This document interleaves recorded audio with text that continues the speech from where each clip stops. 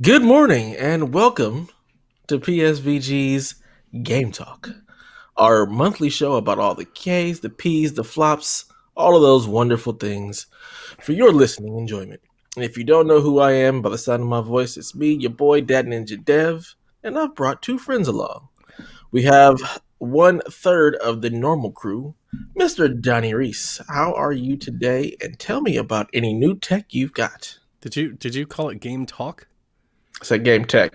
Mm, mm. Lucas, can I go to ruling? I heard talk as well. Morning shows. This is what happens when you have a morning show. Morning shows. Doing greetings, Cooplings. Doing pretty good, Dev. You want me to talk about any new tech that I have? Like, don't you want to introduce Lucas first? It could be a minute. Not really. No.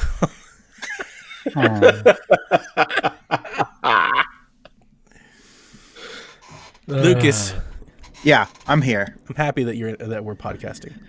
Yes, when you told me a morning show, I went, I don't know, but you mean that much to me. This Both is all of a you. ruse to get you to play Ori. You just don't know it yet. Like, we're just going to talk about Ori for 40 minutes. You know what? I actually started to install that, and then Xbox Game Pass for PC decided that it would restart my computer and freeze it every time I used the interface, which is a That's new one for odd. me. So Wow, that's the only right. thing I can think of is video drivers, and I'll get to that when I talk about some tech stuff I've been doing. the power of drivers. Yes, they It's the power of drive AMD. the system. Yeah, This is the power of AMD drivers. You have so many weird driver issues. I know. Ugh. Well, and then when one thing gets fixed, another thing pops up. So, yeah, good times. I mean, AMD is great for being able to have the budget builds and being able to really maximize the system, but their driver issues as of late have just been a absolute killer. Mm-hmm. It's just no bueno. Like I keep wanting to like build like maybe a side system for like maybe streaming or something down the road with AMD, but just after all their driver issues, I'm just like I don't even want the headache. It seems like they go in a cycle of like releasing really good CPUs, and then they start like falling off of there, and then releasing really good graphics cards and focusing on that, and then they fall off again, and then they're like, oh, we got to catch up with Intel. Oh, we got to catch up with Nvidia. Oh, we're not focusing enough, and then whatever they're not focusing on tends to have issues. Yeah, 'Cause I don't remember this back when they were releasing their last generation or two generations ago of CPUs, the Mhm. FX chips and everything. Yeah. All the graphics cards were doing well, but the CPU line was kind of. And then now they're like, oh, we got to catch up with Nvidia. Let's get those graphics cards out there. And things were going well for a while, but then now I'm getting all these drivers issues and stuff. And yeah, you definitely you get what you pay for, as they say. Dev, what kind of graphics card do I have? You have a NVIDIA RTX 2070 Super. There you go. Mine has Jeez, no issues. Lucas, I should just leave on the basis of that alone. I've got a guy. Dev is my guy. I got a guy. He just tells me what I to need buy. a guy. He just I need goes, a guy. Buy this, Donnie. I don't Oh, buy I need a- anything without Dev's approval first. I need a money guy, not a decisions guy. I need a sugar daddy. Oh man. Yeah. Dev, let's pick up where we left off last episode, and I got headphones. Yay. What'd you get? I bought the Sennheisers, and I got a cell phone instead. Like, the guy just sent me a cell phone that he was supposed to send to somebody else, and he sent them the Sennheisers. And the problem was he wanted me to return it without sending me the headphones. And I was like, no, that's not how this is going to work. Like, you're going to send me the headphones, and then I'll send you the phone. And he was like, well, I'm not going to send you the headphones, so you send me the phone. So I just ended up getting a phone. Like, I just bought I was like, I'll just keep the phone, and I'll give it to, I was going to give it to my daughter. She has like some old Android that she hates and she feels embarrassed by. But when I tried to give her this new phone, because it's actually nice new Droid, it's a nice size Android phone. She said, well, I was working to save my money to buy like her teacher's old iPhone 5. So she didn't even want the new one. She wanted an iPhone anyway. So I just gave it to Jack. So Jack has a new phone tablet now that he carries around and listens to his music on, which is a pretty sweet swap. I got those headphones for like $50 on the auction, and then I had like a $35 coupon. So it's basically like a $20 phone. So I had to go all around and do it all over again. So I started talking to the crew in our little DM chat, and I was like, all right, I need some phones. What are we going to get? I'm going to get these Sennheisers. I was looking at different ones, and I after going through all of the rigmarole of getting these headphones, I was basically like, all right, going like the cheap auction route backfired. So like, if we're just going to do it, let's do it. Like, let's go get the headphones. So I started looking into like these Bose wireless phones, and then we were looking at some other kind, and then Jared said, well, you should get the Steel series. I think these are the Arctis 7s. Yep. Right? And he was like, these are great headphones, but they're also like for gaming. Because that was the problem we kept running into with like the really great audio headphones, is none of them have a mic. And I was like, well, I'm not going to, like, I need one pair of headphones. And I realized that not one pair of headphones can be perfect for everything, but I'm not going to have multiple pairs of headphones. So I need the most perfect, least common denominator that we can find. And Jared said these were it. So I bought them. I got them for $100, which is what I paid for them after about a $20 eBay Bucks coupon that I got from buying the PC. I finally cashed that out. So for like $80, and they were brand new. And I got them, and from the moment I put them on, I was like, I love these things because they fit so comfortably on. They're just like pillows, like kind of hugging your ear. They're so comfy. I would be using them to podcast, except that I capture the audio that runs through the microphone. So I didn't want to like have to plug these into and change my whole setup, but they've been great. The cool thing about these is that you can plug them in, but they're completely wireless. They have a little receiver that you plug into your PC, and I think you can use it on your PlayStation as well. And the cool thing about the receiver is how easy and simplified it makes everything. It's easier than even like trying to sync Bluetooth. You literally plug it in, turn it on, and in seconds, like instantly, they're instantly connected. And every time that I've done it, I'm not sure if this is the way that my audio sources are just routed to my computer, but every time I've done it, it's automatically like changed to the default speaker as well.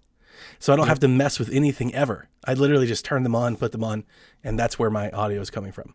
Nice. So these have been great. I played Ori in these the entire time. I've been using these like on all of my conference calls. I've been listening to music on these.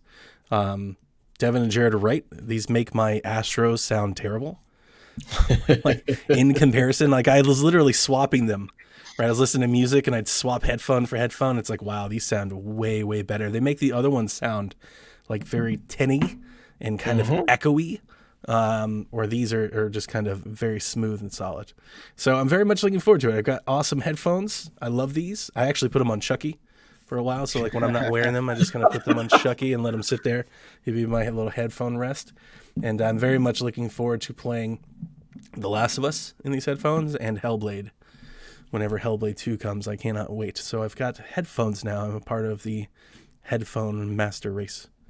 Oh yeah, that'll definitely be an eargasm playing Hellblade and Last of Us with those on.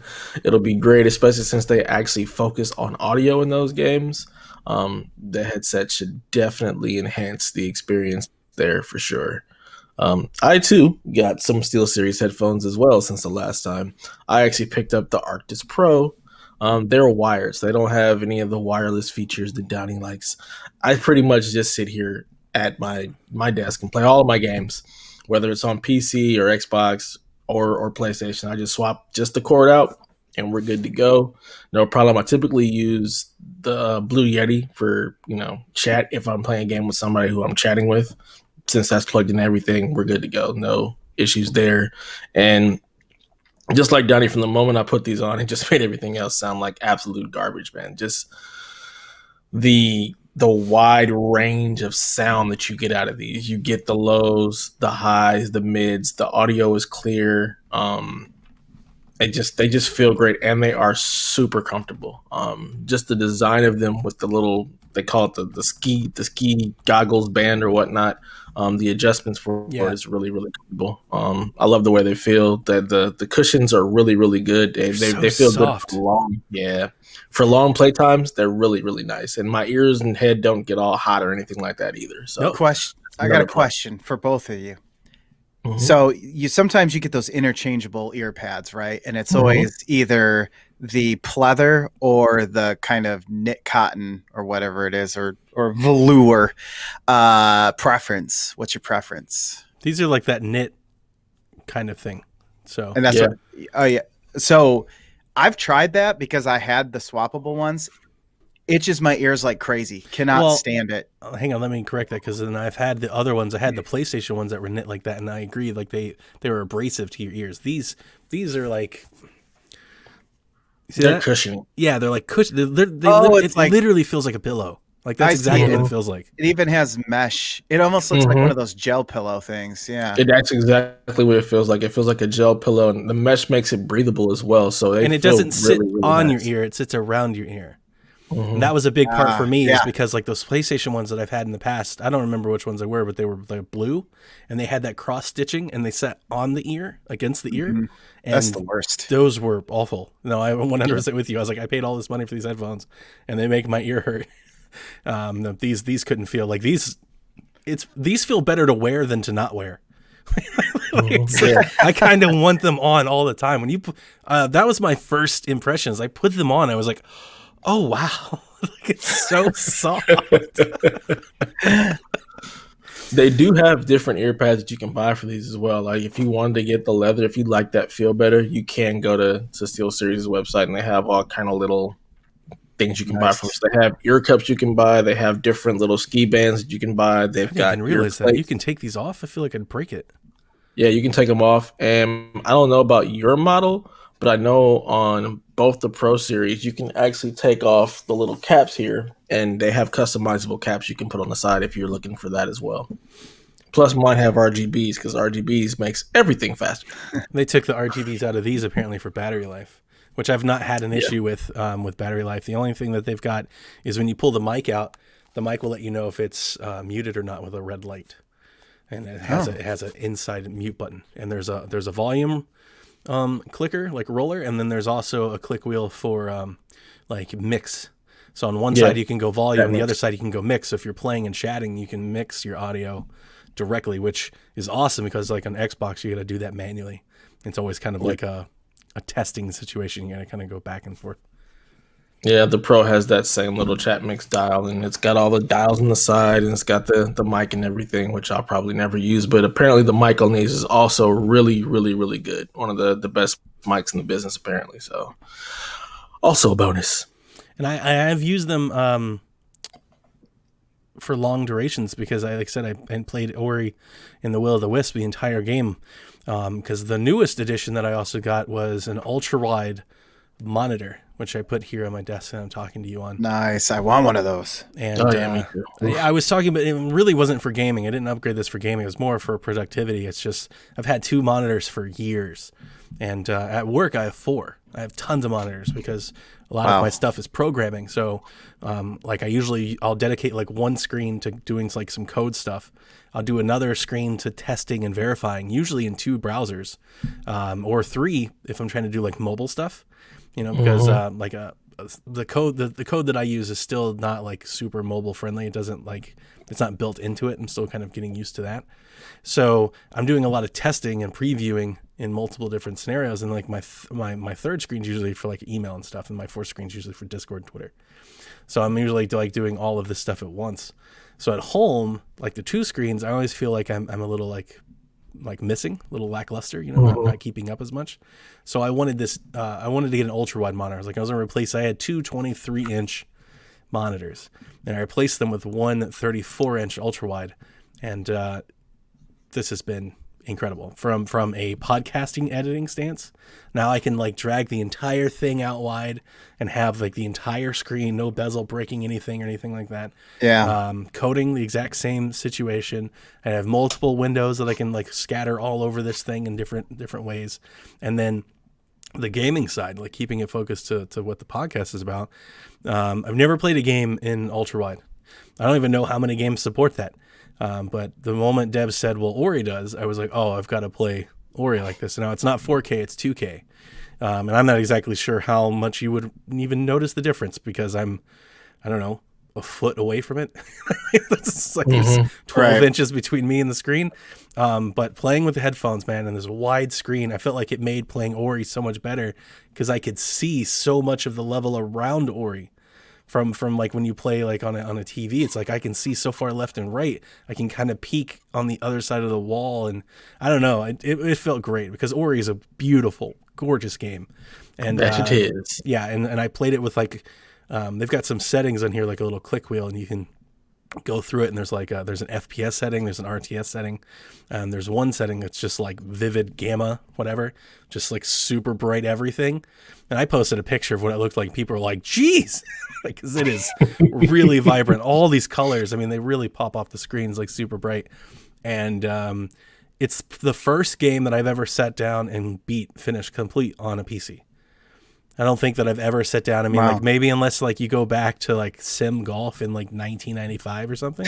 I don't know if there's a game that I've ever sat down as like I played the entire thing here. Well, I was Mission accomplished. I was gonna say you're as you're saying all of this, I'm like, man, I remember like a year ago used to be like, I would never want to sit at my computer desk and play a game. That sounds horrible. I sit at the desk all day. But if you get your setup right, being at work and being at home with a gaming setup, you know, is a little different. I was going to ask you with the monitor, because I've been looking at ultra wide because I think Dev remembers I was posting like, I got 2 monitors here. They're, you know, very cheap monitors, but I needed 2 for productivity reasons. But there's no good way to set up 2 monitors really, because aesthetically speaking, they should be, you know, both one on one side or each on either side, you know, not one in the middle, then one off to the side. That looks weird. But for usability, that's how I have it. One right in the middle in front of me and then one on the side. And I hate that. It looks so bad. Like, it makes the whole desk setup look You just need crazy. a third for balance. You have one Exactly. That's what a third monitor, honestly. That's what it feels like. I'm going to be like one of those crazy flight simulator people who have like 8 monitors around them just so they can feel like they're there. Sounds amazing. It does. So yeah, I was looking at these ultra wide monitors, and my question to you is, one thing I read was I noticed that people say that the height is a little bit shorter. You lose some of that verticality because of how wide it is. Do you notice any of that, or is it kind of mitigated by the fact that I don't notice that at all? you? But my monitors weren't like super tall or big to begin with. I had just Acer 23-inch standard displays. I think that's what I'm looking at you right now through as an Acer. Yeah. So you do lose some of the height because it narrows out the monitor and stretches it wider. So you don't have your traditional like ratios or whatnot. So your aspect ratios are going to be a little bit off. And just because the monitor is typically so big, like if you go anything smaller than 34, that's when you kind of feel like it just doesn't look quite right. So like getting like an ultra wide that's smaller than that, it just doesn't feel right. So you want to go with the 34 or bigger to really be able to capture one, like the ratios properly to where it doesn't feel like you're losing screen. And also that ends up making it wide enough to where it kind of feels like you're encompassed instead of it just kind of being like this weird, small curved thing in front of you. Yeah. My work actually got some ultra wides like 2 or 3 years ago, and I had a really bad experience with them because my boss was like, "Oh, Donnie's gonna love this," and he gave me this ultra wide, and I think it was like 40 inches, and the resolution was just all weird. Like all of the icons were like super big, and like I couldn't find like a wallpaper to like fit the screen right, and everything just looked weird. Everything looked blown up and everything. And I was like, "This is terrible. I don't want this." And I think it was just too early. Like it was too early on the technology, and Lord knows how much the government paid for that. They probably paid like $2,000 or something for that monitor that I don't use. But giving this one a try, it couldn't have been further like different. Like everything is very crisp, and the resolution is perfect. And so. More than likely, that ultra wide that you had from work was a 1080p screen, and it just doesn't look right blown up that big when it's right in front of you. Yeah, 40 inches ultra wide at 1080p with also a weird like vertical resolution. It's just it just doesn't look right at all. I kind of so want the to watch fact that a you movie got a like 2K this. one is great. Do it. I was thinking about it. Like, I kind of want to watch like an ultra wide movie, like this whole screen, but like it's so individual. Like, I'd be doing it in such solitaire, like just by myself, you know. But That's the like, best way to watch I was gonna movies. say, what's the problem with that? Because that's how I get pretty much all the movies I want to I watch. And watch because typically Yeah, watch me with the too. nobody else wife wants or to the watch kids that. or something. Yeah, You know, my, That my, needs my to family end does right not now. like my stuff. Yeah.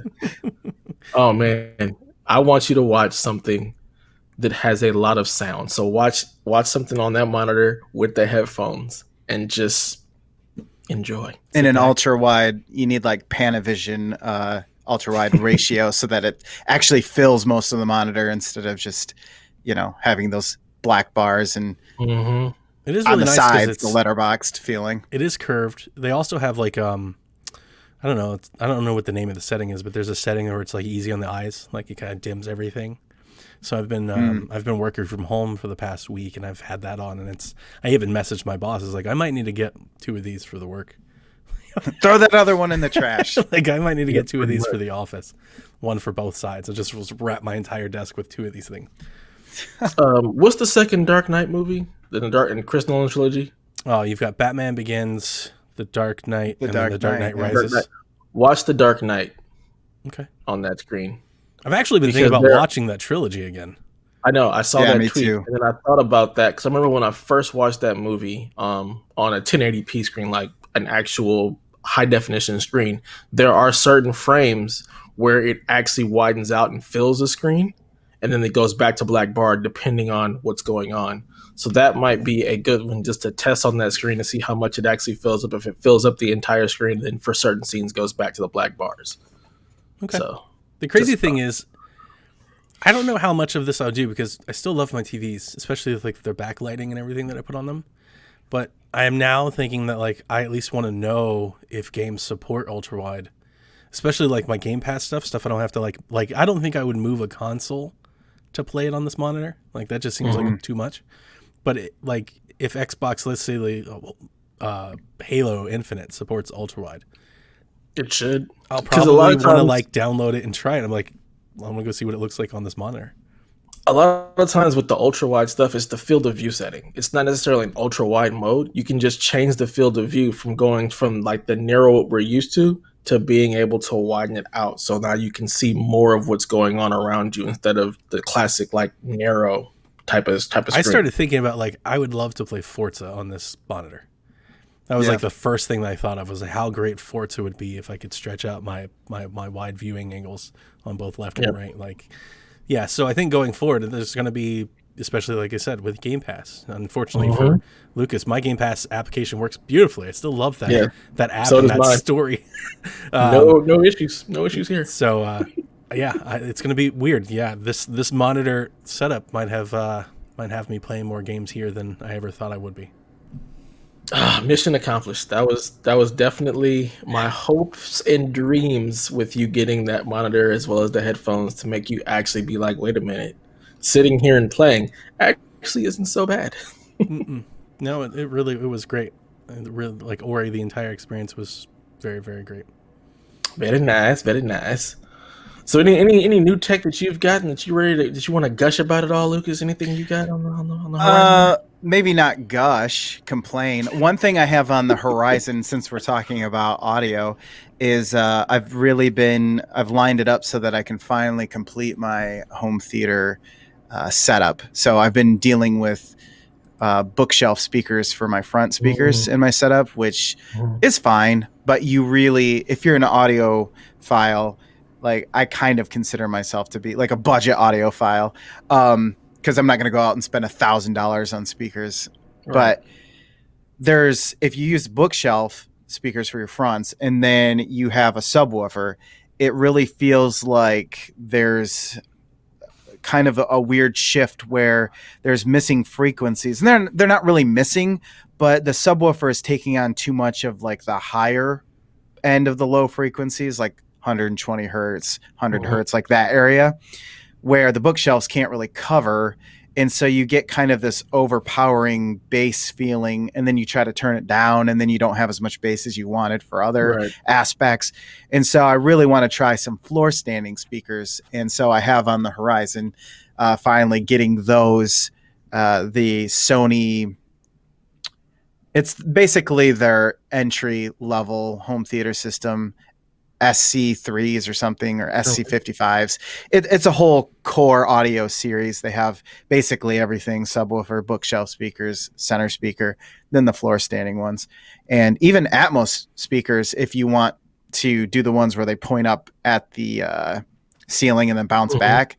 But I was able to actually just wire up some crappy.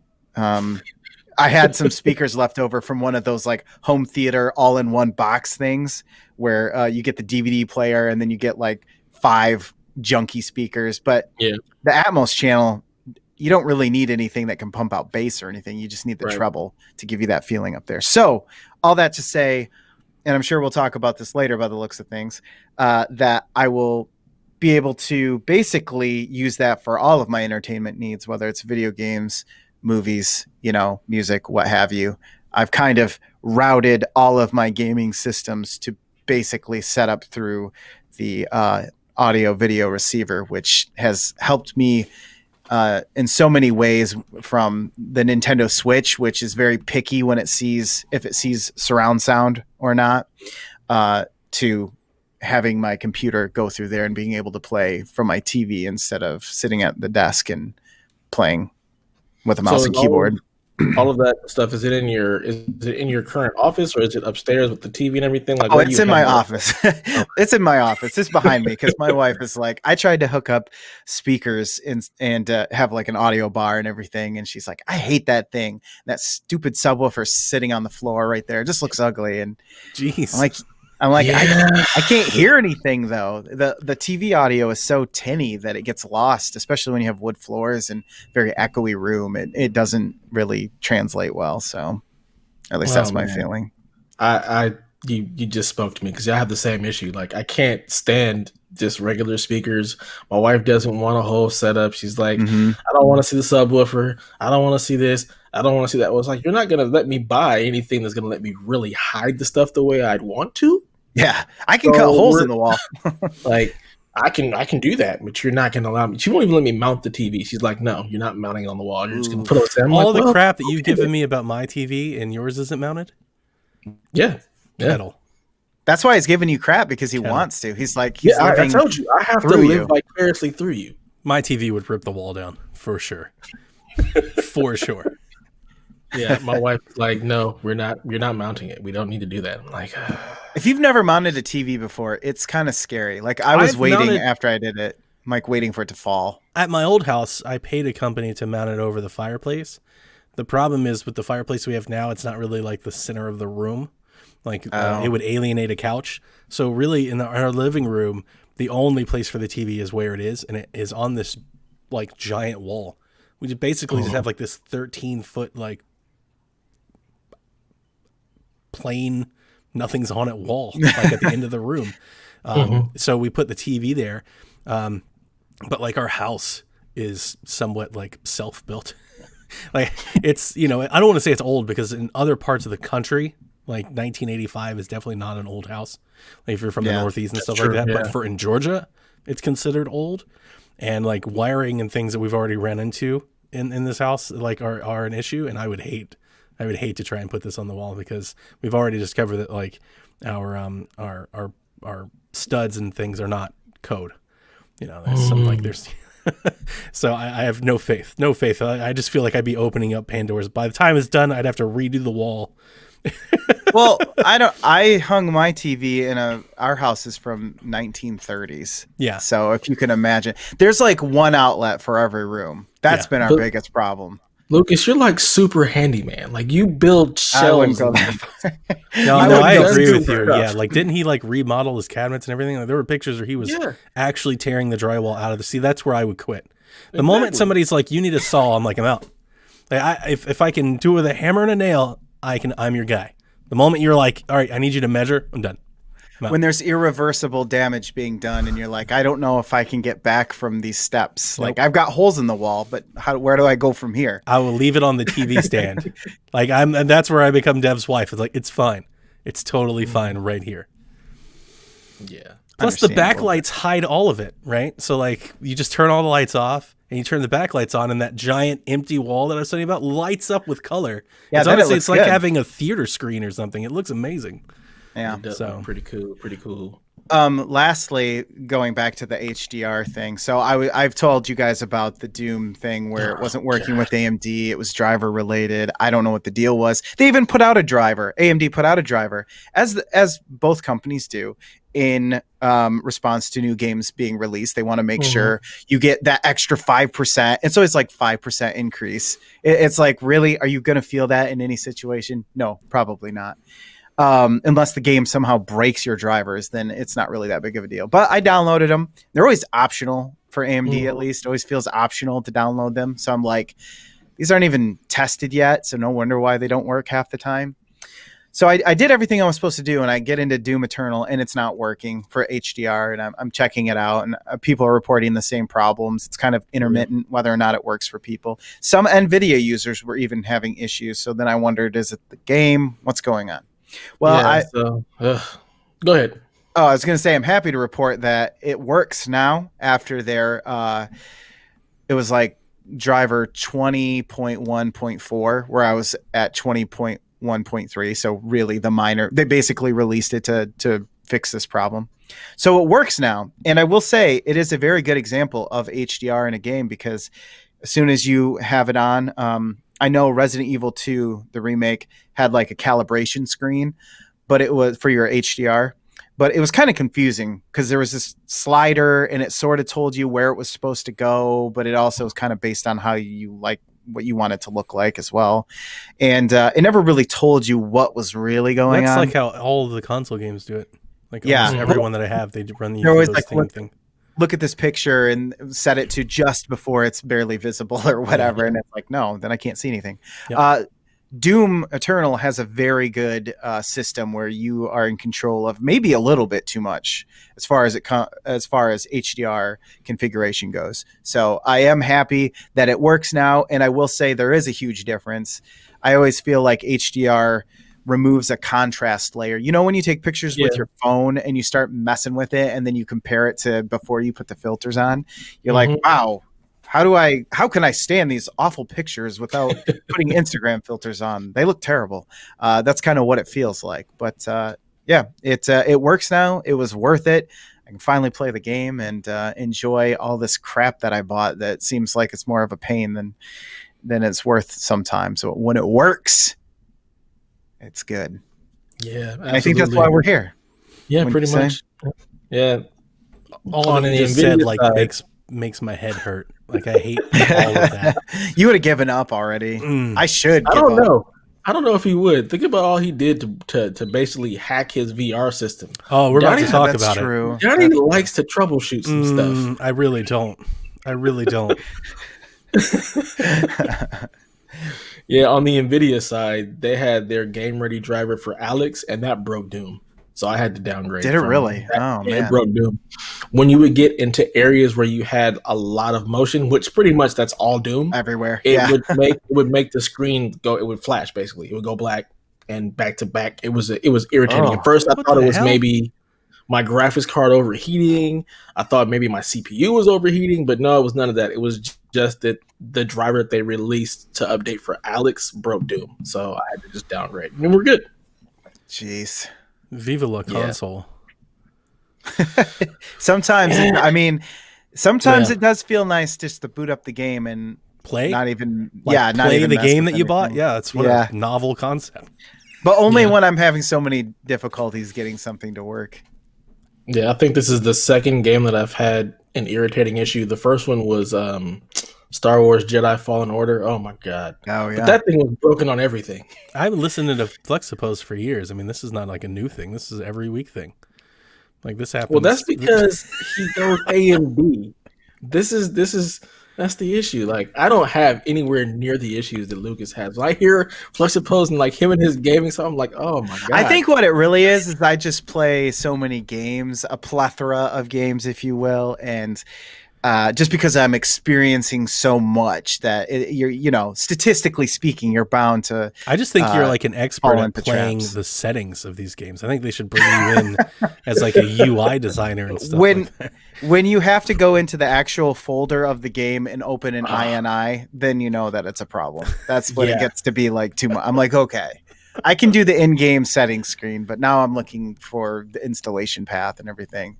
See, now you're just a modder. You might as well just go ahead and go to Mod Life and start creating mods for Half-Life, That's right, Skyrim, and everything else. That's right. Release my own games at that point, and then everyone else can complain my games don't work and that they hate them. So, speaking of Half-Life, both of you have played Half-Life, Alex, and I've heard nothing but really, really good things about the game. And you guys are both playing it on different systems. So I'd really like to get you guys' take on it. Is this going to be what takes VR to the next level? Is this like the experience we were waiting to be like, okay, VR is here? And then is it worth the investment? Lucas, how much have you played? Boy, not as much as I would like to have. Probably 3 or 4 hours. I'm in chapter 5. Okay, you're farther than me, but not by much. Okay, I don't think. So we won't talk too much story. I think chapter 5. I think I'm like halfway through, but I'm not certain on that. I feel like I am. I've played it. Like I can echo Lucas' sentiments. The first time I played it for like 3 hours straight, which is probably the longest I've ever played VR in one sitting. Wow. Last night I played it for a couple more hours, just straight. And it is to give the game some credit. It is very easy to play. So once you get into it, it's very easy to stay in and kind of keep progressing and keep playing. Okay. I'm playing on Oculus Quest. I'm playing wirelessly on Oculus Quest, which is not supported. So let me tell you a little bit about this experience that I went through. Yes, please. Okay. So the Quest supports playing Rift and Oculus games via a cable that you can plug into your PC if your PC can run the game locally, which was a big part of me buying the PC that I did because it can. So I have this giant USB-C cable that I got off Amazon, which is basically the same thing as a Link. It's not the Link cable because the Link cable wasn't available, but it's from Anchor, which I have a lot of like their battery packs and stuff like that. They're yeah, good. That's a decent. Yeah. And it worked. Like when I first bought it, I played Saints and Sinners that way, and I played golf that way, and like it worked until Alex. Like when Alex came out, I would go plug it in, and I could boot in, and I would go to the Oculus Link beta, and it would freeze. Like the moment I did it, it would freeze. Oh, wow. And I just so happened to be in the Fluxtaposed kind of weekend hangout. I actually joined the hangout to get to Lucas. I get in there, I was like, where the hell is Lucas? That didn't work out. And he wasn't there. And I was like, damn, I got to do this myself. I was dying on the couch. I was like, So I wanted to be there.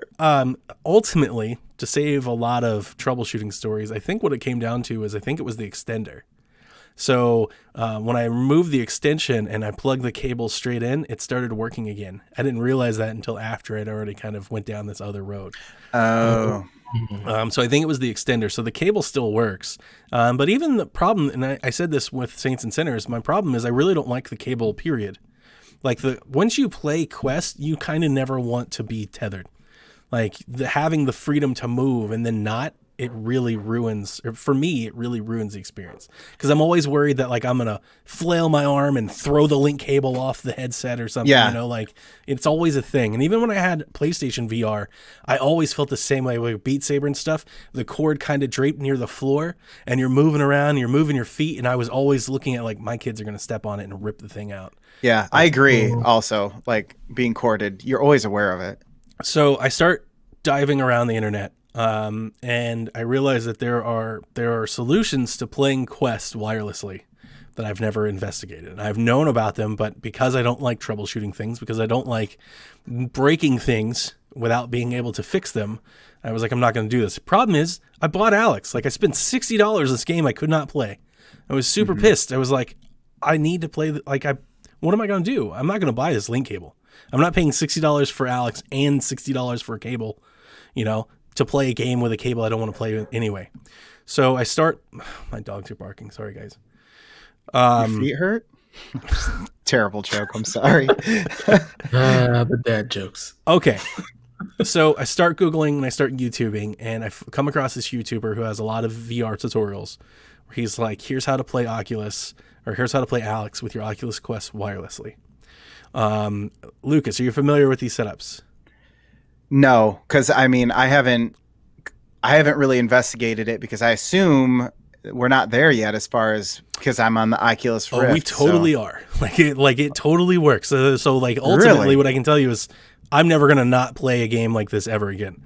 But it does take some weird setup. Not weird. Okay. It actually wasn't too bad. It took some weird discovery. Right? If I had all of the information in like one condensed, like you could set this up in 30 minutes. It's really not that hard. Wow. Okay. So I'm listening. through the power of streaming, Dev, just like Stadia and Amazon and everything else, like you can do this. So here's what happens. You have to buy an app on the Oculus Quest called Virtual Remote Desktop, like VR Desktop. It's $20 on Quest. I think I might have this already, actually. There you go. So when you buy the app, then you go to a website called vrdesktop.net or whatever, and you download a PC installer. And what it does is it ties your PC, your Oculus Quest PC username to your Quest like IP address, like headset, and it lets you stream things back and forth. So that was the first step. The hard part that I did not realize that took me like 2 hours to figure out, I actually joined the VR Desktop Discord and was talking to their people trying to figure out what I wasn't doing right, was apparently in the Oculus program, like the launcher, you have to add a Rift. Like you can't, it doesn't know the Quest. Like the Quest can't do this natively. So what's happening is VR Desktop is tricking Oculus and Steam VR and thinking you have a Rift through its connector. That's how it does it. It's not so I had the Quest the whole time and it wasn't working. So you add the Rift to the Quest, it still wasn't working. Like I still couldn't get the connection. What did I have to do? Obviously I had to turn off my firewall. So that took another 30 minutes of trying to figure that out as well. So I had to do all of these things, and then the moment that I got it working, and I was in front of Tom Servo and Jason when it happened, it was amazing. Like I put my headset on, I click the VR Desktop app, the launcher opens, it'll connect automatically, it searches for it. Once it connects, you'll have a button that'll say launch Steam VR. Or you'll have a games thing where you can click on games and it'll automatically launch your games. There's also another program called Revive that you can run on your computer and point it to your library.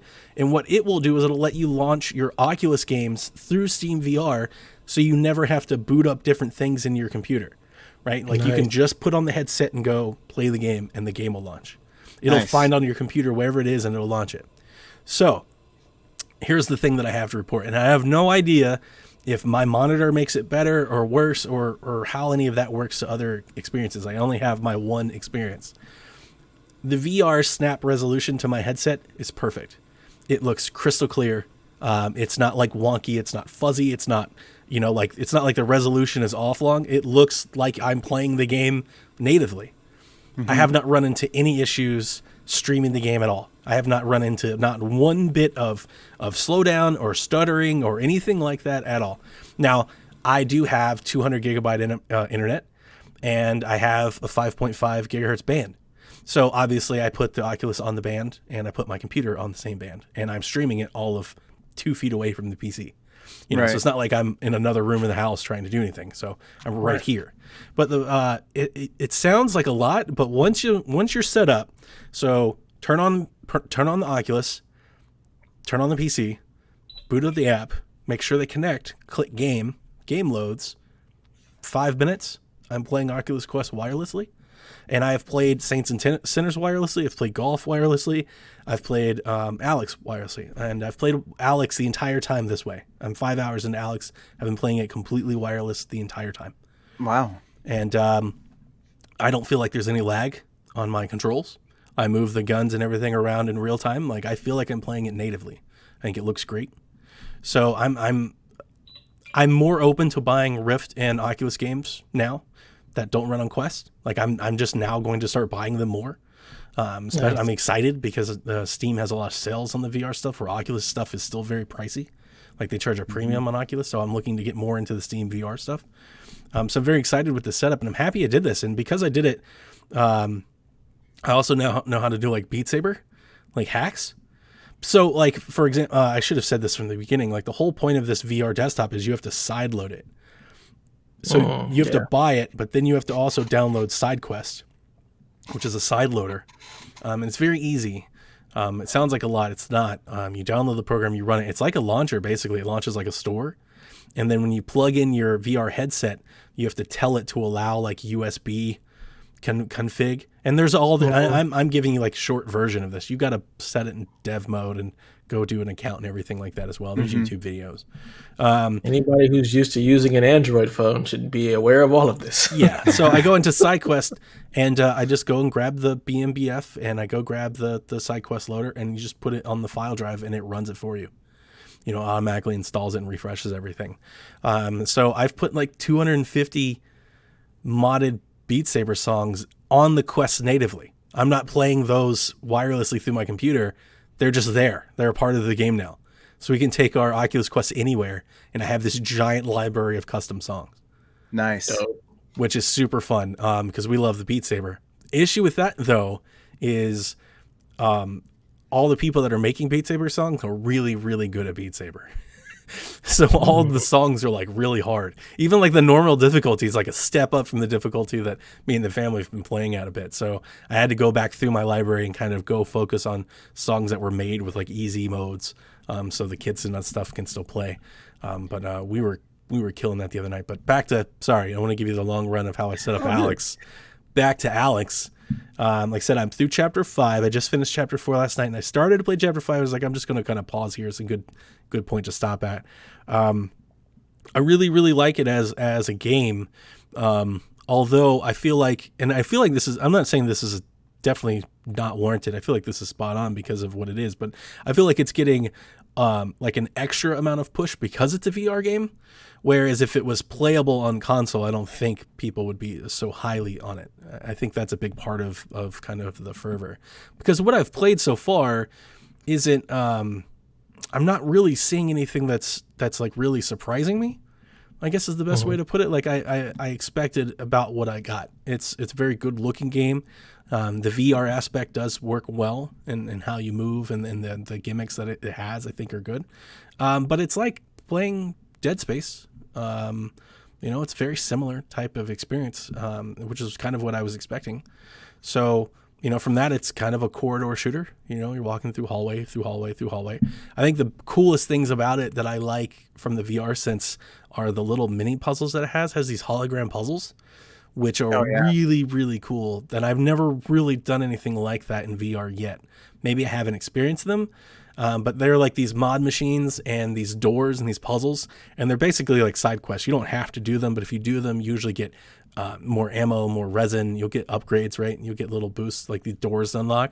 So you've got this little tool, like this laser wrench type thing, and you open up a puzzle, and the puzzle will be like, I'm trying to think. So it's like thinking like Iron Man, right? Like when you're watching an Iron Man movie, and like he opens up Jarvis, and like all these holograms and everything start popping up there. It's like that. So you'll open up this puzzle and like this giant globe will appear in front of you, and you can move the globe with your hand. Like you can spin it. But you have to like connect the dots, or you'll have to match up like colors. Like it'll show you the colors before, and then the colors will go away and you've got to rematch them up with your laser wrench. Or the one that I like a lot is the hologram puzzles. All of these dots will appear like around you, and you'll have to drag the dot that has the lines to where you like make a constellation. You've got to connect them all at the same time. Yeah, it's very spatial. Yeah. Because you're not just going left, right, up, down. You're going in and out, too. Yes, So it's a that very depth. spatial depth. Yeah, exactly. And then Awesome. the other one is like circuits. So you'll come to like these locked doors where you can highlight your laser wrench through like a wall, and you can trace the circuit, and you're basically making a circuit. You've got these switches that you can turn inside the wall. So you can like turn it and it'll, connect the circuit, and you can turn, like laser doors and stuff on and off and things like that. So those are like really, really neat. And I think they do add a bit of variety to the standard gameplay. The gunplay is fantastic. I think it's the accuracy that I'm finding, even streaming the game, that I'm finding is spot on. Yesterday I got into a gunfight at the end of chapter 4. where I had these folks come out. There was about 4 of them. They came out and they were shooting at me with machine guns from all different directions. And I basically I sat down in my chair. So I've been playing the game standing up a lot, which I do want to talk about a little bit.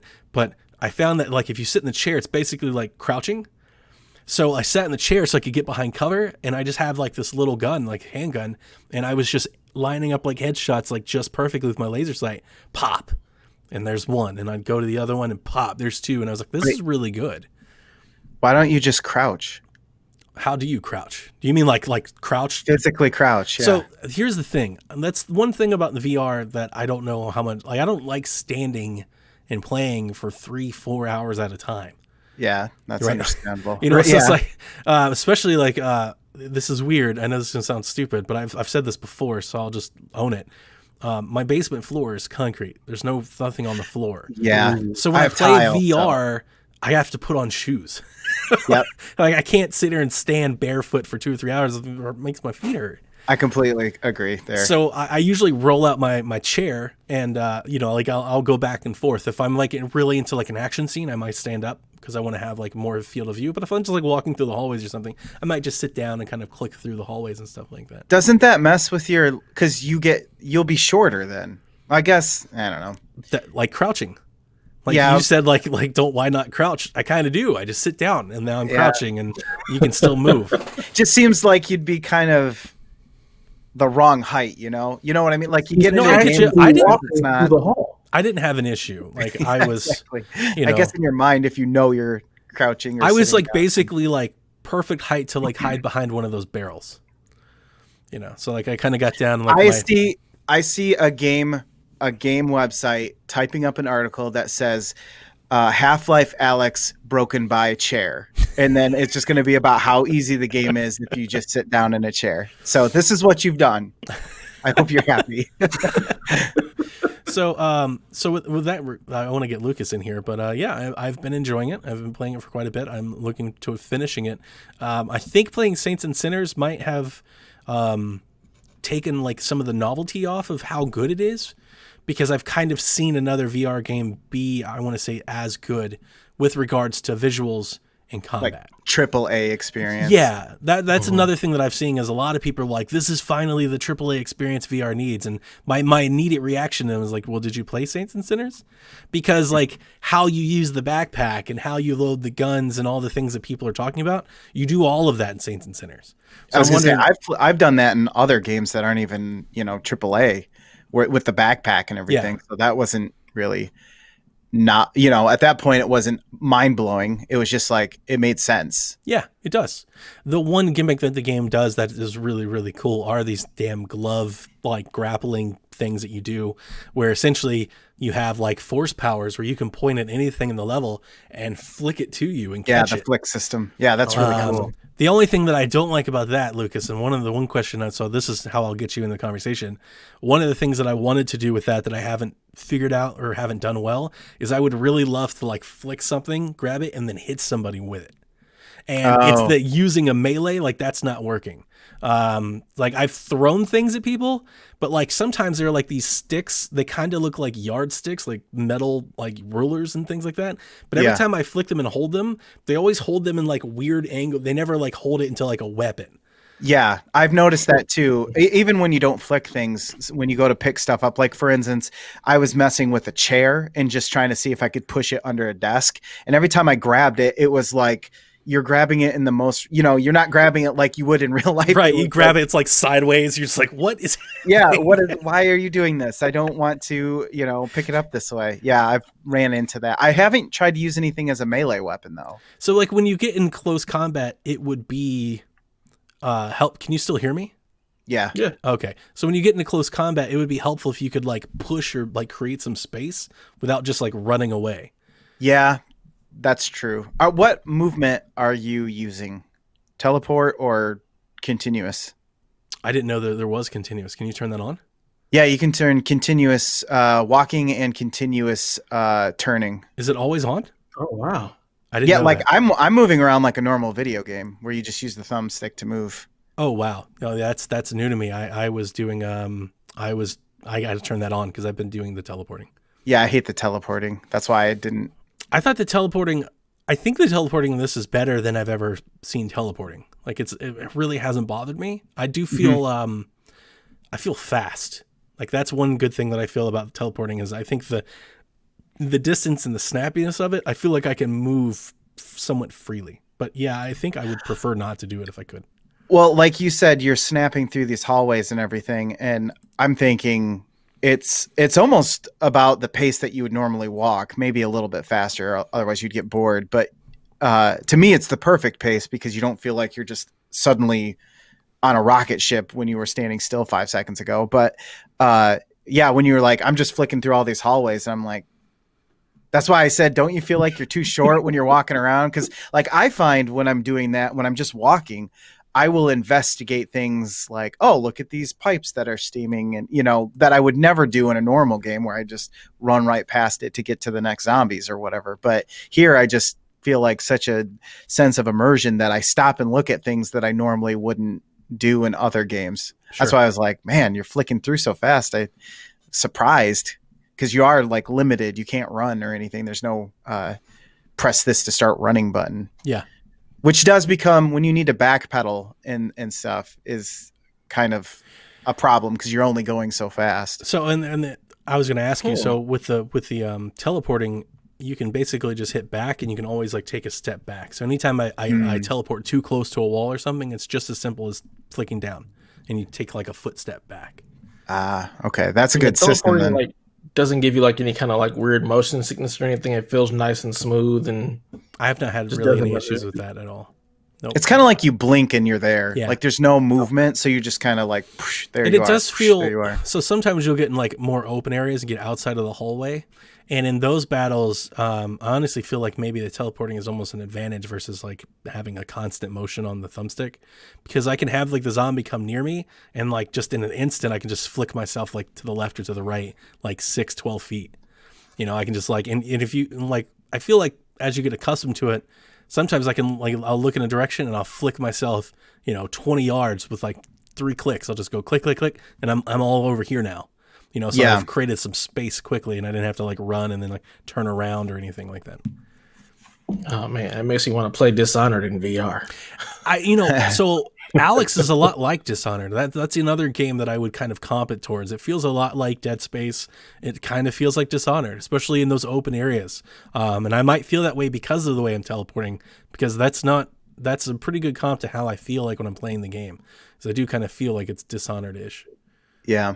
I could see that. What is it, blink in Dishonored that you Mhm. used to do? Because even when you're moving continuously, you can't jump, so you still have to blink to or teleport to jump over. If you have to go inside that's through annoying. a window or something like that. Yeah. It's not great, but I guess the alternative, the way you climb ladders is with your hands. I would have figured if they could make it so those ledges were the same way. Are you doing the Push ladders where yourself up. you use the hands to go up and down the ladders? Yeah, So when I'm doing the teleporting, all I do is I look at the ladder and I just hold it forward and it just puts me at the top of the ladder. goes up. That's what happens when I go down a ladder. Okay. So, yeah. Otherwise, you're just going boop, boop, boop, boop, boop, Yeah. like that, which is kind of weird because you get to the top and all of a sudden it's just like, whoop, I'm standing up, which is a strange feeling. But I will say this, like to me, I've said this in when I've talked about it in other podcasts. It is a really good example of a game that we should have got right off the bat. This is the Halo that we probably should have got when VR was released, not Super Lucky's Tale or whatever. I don't think it's going to change anyone's mind who has made up their mind and said, I think VR is stupid. I don't think it's going to blow anybody away and be like, oh, what have I been missing? It might some people, but for those really determined people who think it's stupid and have no desire to do VR, then I don't think it's going to change anyone's mind. But that said, when you put on the VR helmet and you play this game, and yeah, it's not like if you took this game out of VR, I don't think it would blow anyone's mind other than, oh, another Half-Life game. The way that VR works and the way that you put yourself in and you're the one doing the aiming, you're not just pointing your mouse at something. Something as simple as head crabs now become much more threatening because it's up to your actual ability to turn around, point your weapon at the head crab, be able to track it with your actual shooting ability for the most part. Mhm. I think it changes those mundane things that we get used to. And because having played Black Mesa, you see another head crab, you're like, all right, time to get the crowbar out. It's not really a big deal.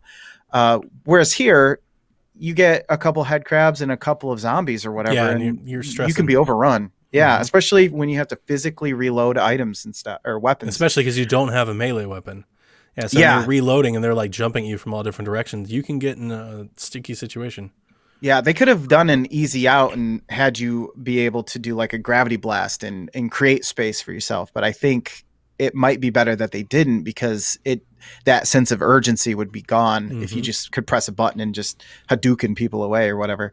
Um, It does make but me use. So in a lot of the combat areas, they're like fuel tanks kind of strewn around. yeah, and you can like propane. Yeah, Yeah, and I use them quite a bit. So it does make me like take notice and use the environment. yeah, same here. I go looking for them because not only does it help you conserve ammo, but it's just cool when you see when you see all these people just Yeah. blow up everywhere. But I think that the reviews are worth it. I do think it is a good VR experience. I think if you took it out, like Donnie was saying, I don't know how. I don't think people. I bet people would be disappointed that this was the next Half-Life game. Right. But for the majority of people and for most VR enthusiasts, I think they will be glad that this hopefully sets us on a path for more games like this that will only get better now that we see, okay, this is the bar that we're here to hit. Let's do this. Let's do this bar, and then let's add some stuff to it and make it that much better. And it's unfortunate that it took us this long and that Valve had to step in because, I mean, they've made plenty of great games, but it's unfortunate it took the revival of Half-Life to be like, okay, let's get people talking about VR again before it just disappears into novelty. So that's how I feel about it anyway. I do Interesting. agree that it's one of the best VR games I've played. So like not really caring what the review scores are saying. I think it's one of the best VR games I've played, but I also, I don't feel like it's not like a revelation compared to like Saints and Sinners or Blood and Truth or things like that. I'm not like, oh my God, this is, it's not like I'm not having It's Breath of the Wild, Horizon, Halo, like crazy experiences where I'm like, you've got to play it. It's not like that mad rush kind of thing for me. it's not like the first time I put on the VR headset, having never donned one before. It didn't blow me away in the sense that did, but it's just a solid game. Maybe it will though. I haven't finished the end of the story either.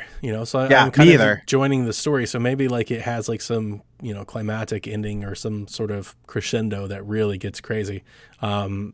Yeah, so I do think it'd been fun to have more of the platforming. 5 chapters in, the one thing that I feel like you're just doing a lot of similar things so far. It's like hallways, similar enemies, and then like when you get into these areas, they've got these I don't even know what they're called, but they've these things that like hang down like this tongue, and you can't Oh yeah, I you can't can't remember what walk they're called either. into it. They'll grab you, so you have to get very precise with how you walk around them. And that's kind of like, I don't know, I've done that a little bit too much already. I'm like, okay. Yeah, So, I could see that. guys, it's an hour, 6 minutes. I'm going to ask if we can pause. I'm going to refresh, see if I can't get my video camera back. Sure. Okay. Go for it. I'm looking at what we have left, and I'm like, how are we There we gonna? No, Hey, it's Danny. okay, I'll edit that out. Oh, gravy. So yeah, Half-Life Alex. Solid VR game. Oh, it's a great VR game. Does a lot of the same stuff as other games that if you're not aware of a And it does it Sinners or better. Blood and Truth. Like it does it better. Like don't get me wrong, it's very fun as I love Dead Space. So if you're like, man, why won't they make another Dead Space? Half-Life Alex kind of it. Like maybe you should. Yeah. If you really like Dead Space or Alien, like there's a lot of that in here. Mechanically speaking, it's very similar to things that have been released before. So you can have a lot of fun there, and like I've been in some tense situations where it's dark and you can't see, and you've got like that Left 4 Dead where I'm only looking via flashlight, and I've got folks coming from different directions. Like I don't mean to sound like I'm really high on the game. Like I said, I think it's It's probably the best VR game that I've played. So it is very, very good.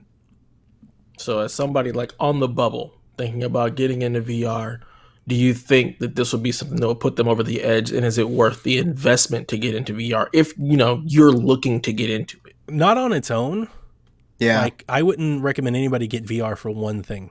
But if you're excited about VR, because if there's three things you're excited to play in VR, whatever they are, like Beat Saber, whatever. Racing. I was going to say, like, if you're into like racing simulators or something like that, you've got plenty to choose from here. Yeah. So if this is just one of those things that you can add into that hat, there's a handful of things you want to try, then I think at the Quest level of entry, if you do the things that I'm talking about that I've done to set up, then I think I don't feel any buyer's remorse in my VR purchase at all. If that's the question. I'm $300 or $400 investment into this, and I love it. I think it's fantastic.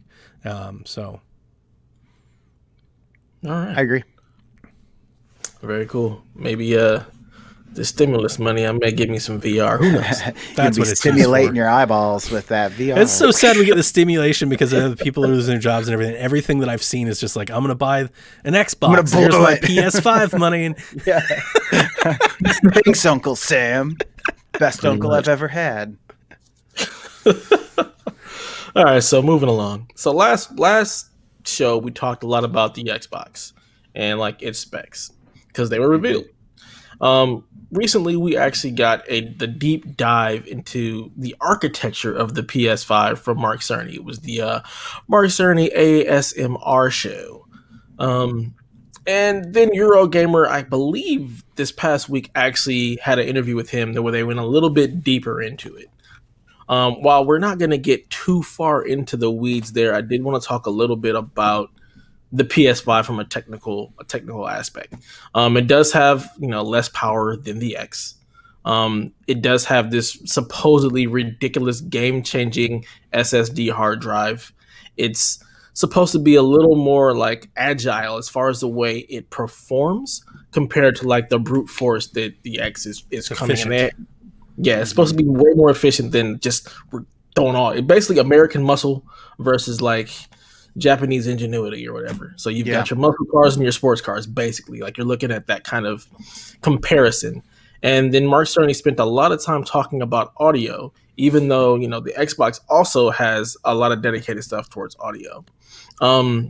Did either you? I know Donnie, you definitely looked at some of this. Did you get to look at any of this stuff at all, Lucas? Did you look at it? Yeah, at all? I was looking at some of it. A lot of it kind of went over my head when they were talking about the way that it balances GPU and CPU and wasted processing cycles and stuff. Like I got like the overarching story here, but then it got really technical and I was like, wow, I feel like I'm in a class on how to build PS5s or whatever. That's every Mark Cerny public appearance. Well, good. I mean, he sounds like he knows what he's talking about. Well, apparently he's a genius. Like that's Yeah, everybody's. Yeah, he's one of the smartest people in the biz. So I can see why. So Yeah, yes, so- I did get to read some of it. Okay. So this SSD is probably like the most exciting part of the PS5 because everything else kind of feels like you're gonna have to really see it to believe it. Even agree with with the you hard there. drive, honestly, it feels like you're gonna have to see it to believe it. there's But a lot of. Before you get into the SSD, I want to say that there's a lot of the one thing that I think was most revealing in hindsight of this presentation, especially like Digital Foundry. They talk about the teraflops of the PS4 and its power, but they talk about all of it from the angle of it like at max clock speeds. There's a lot of speculation and rumoring that it can't hold those max clock speeds and it won't. Yep. So it makes you wonder, like, was that a bit of a spin? And does it even matter? That's another thing that I've been wrestling with is how much will it actually matter? I don't think it does. I'm not trying to get into like a console war fanboy thing here. But it's an interesting thing because almost instantly after that thing came out, like the next day, like devs were like, yeah, it can do, 10.4 teraflops for a minute. Like you can't run this thing at max clock speed the entire time. And that's where the Xbox horsepower thing really starts to show its leverage. It's like, oh man, like this, we could be seeing a difference in performance.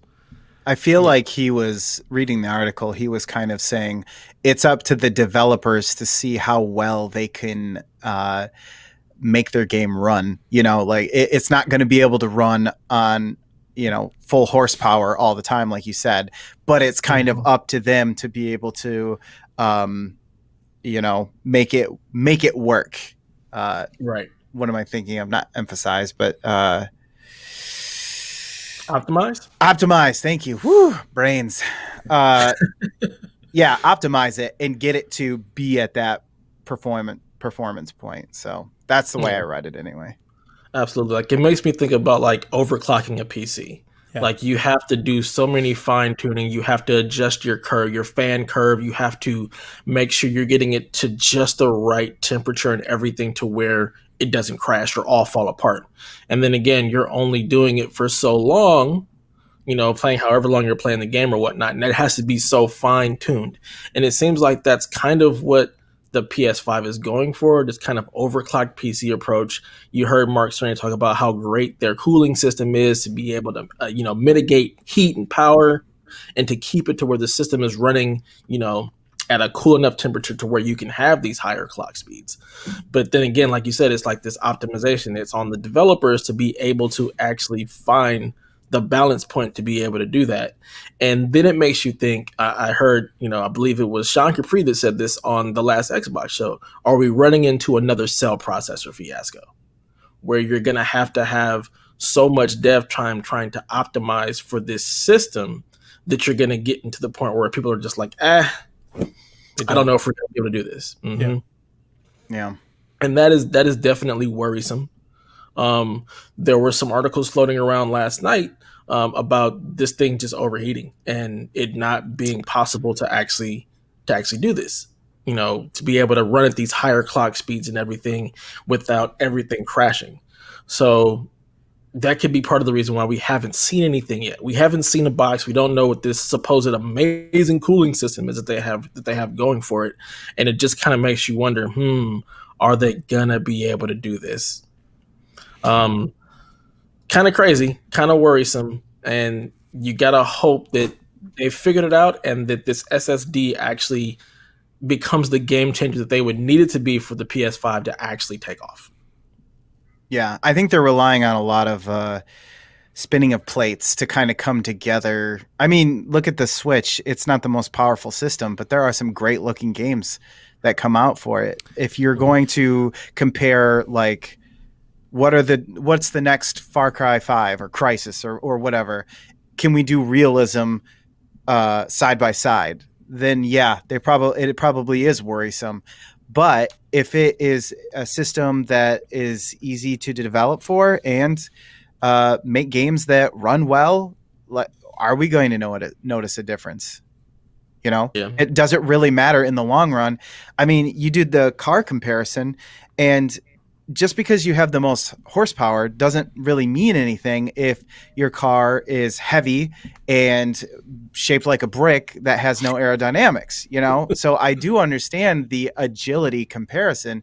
The Mhm. question is, does that actually transfer apples to apples? Right. And can you say in this case, like, agility matters, or is Yeah. it really just teraflops? Like, if it comes down to teraflops, they might be screwed. Absolutely. To give them a little cover fire here, one of the things that I've been kind of debating in my head is how much the power difference would matter. Power matters to me, and I think to especially like game tech, like those of us here, like we care about these things. But at the same time, if it hits the outputs that it needs to hit, so like if it does 4K 60 with ray tracing at maybe some sort of lower thing, but if that's the baseline and it does that, does it really matter if it doesn't have all the particle effects or it's a bit more framey than the Xbox? Like, that's kind of, if they have the library and the games, at the end of the day, that's still the huge advantage that they have. And I've been wondering, I was sharing some of those articles with Dev last night about some of this scuttlebutt about it overheating. I don't even know if those rumors are true or not. I don't even know how much we go down those road.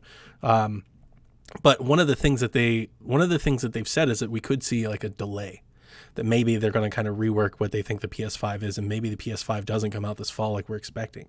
And maybe that has something to do with why they've delayed Iron Man and Last of Us, and we assume Ghost like indefinitely, is maybe they're going to push into that window get Last of Us out in the fall or the winter to set them up to come out with the PlayStation 5 next year after the Xbox launches. That's logic and a theory that I can get behind. I'm like, okay, that starts to make sense. Like you can kind of connect those dots, even if it's completely unfounded. Like those dots seem to line up.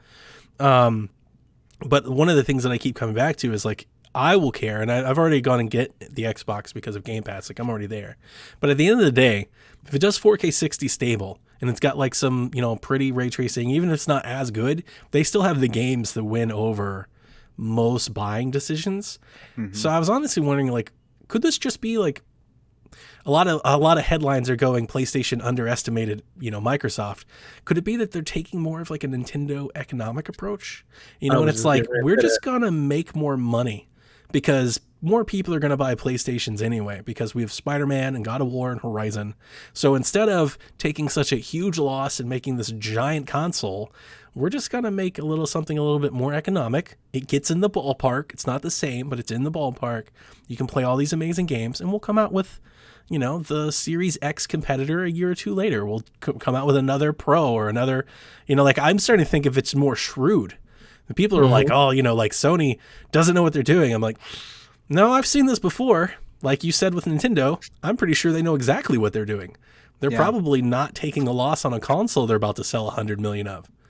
Like that might be the issue of what's going on here. Well, I think historically that's worked well for them and, Nintendo and other companies Microsoft, their typical stance is to just shove more horsepower in there. Yeah. Let's make it as close to a PC as we can possibly get it without it being that way. And when I feel like the PS3 was their example of saying, all right, let's make this super powerful system. It's going to cost an arm and a leg. And that's their least performing system as far as sales and moving it and everything go.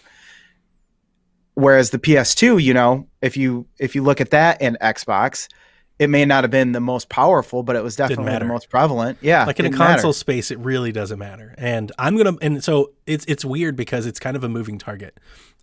And I think that's the issue that like Sean Capri always has is that power doesn't matter to people except for like the people, that want to say like power mattered with PlayStation 4 versus Xbox because Xbox was always behind. But at the same time, that was just a thing that people threw out there. I don't think people were just going PlayStation because it had more power. People were going PlayStation because of the games that they had. Right. Yeah. So that's always the case. Power doesn't matter to Nintendo because Nintendo has Mario. Power doesn't matter as much to PlayStation because they have The Last of Us. Power matters a lot to Xbox because that's their thing. That's what I've said about the Xbox. The reason that I'm excited about Xbox is it seems like Microsoft is getting Xbox back to being Xbox.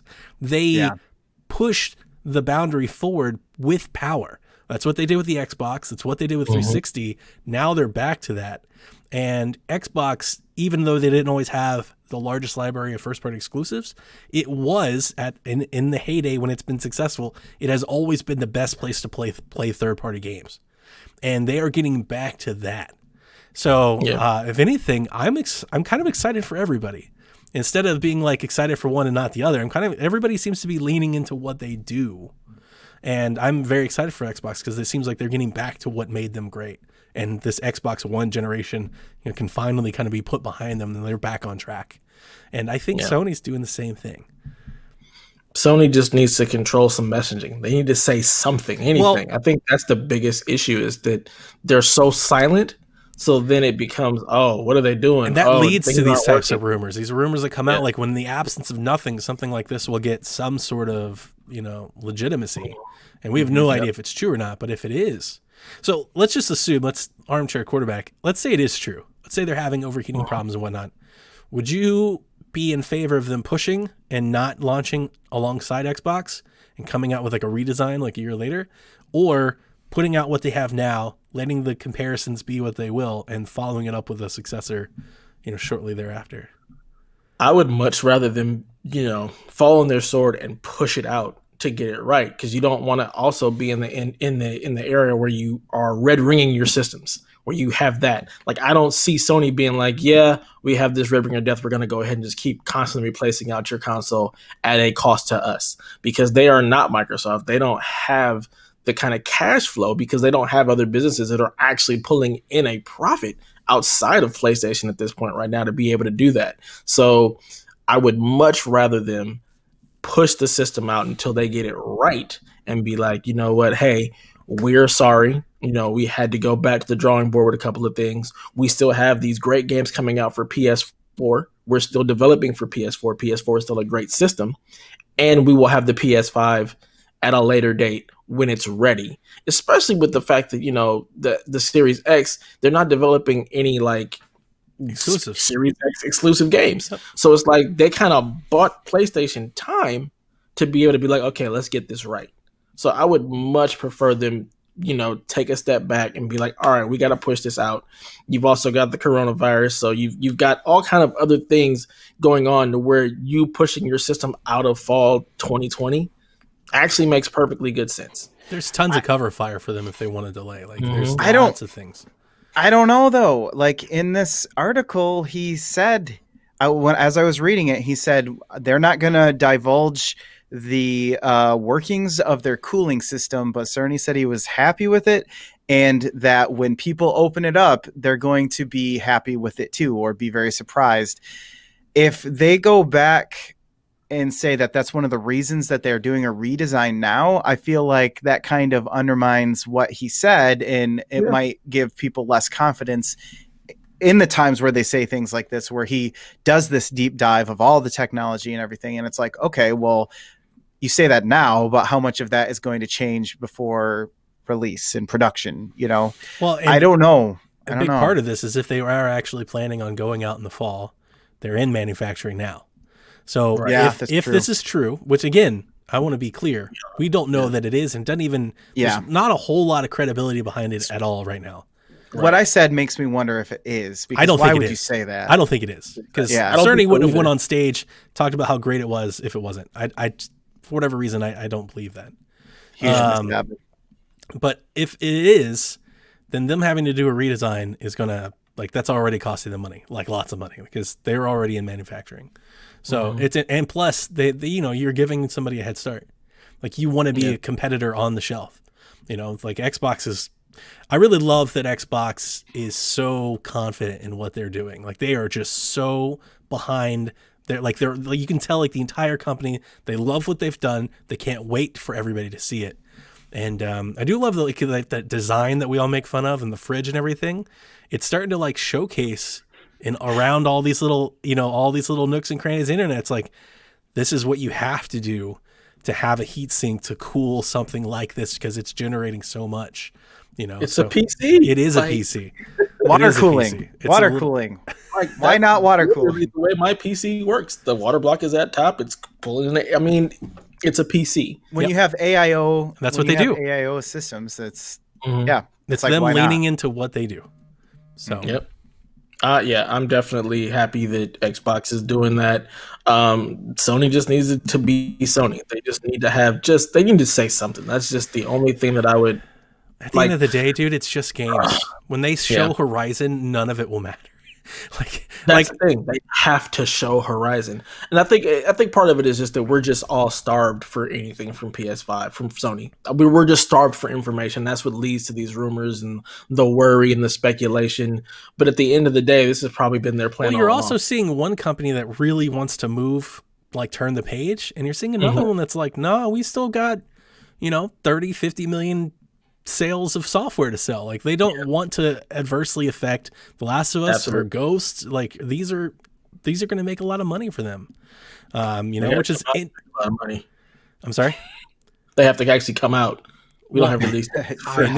I know that, but like you don't want people. What you don't want people going is, I'll just wait for PS5.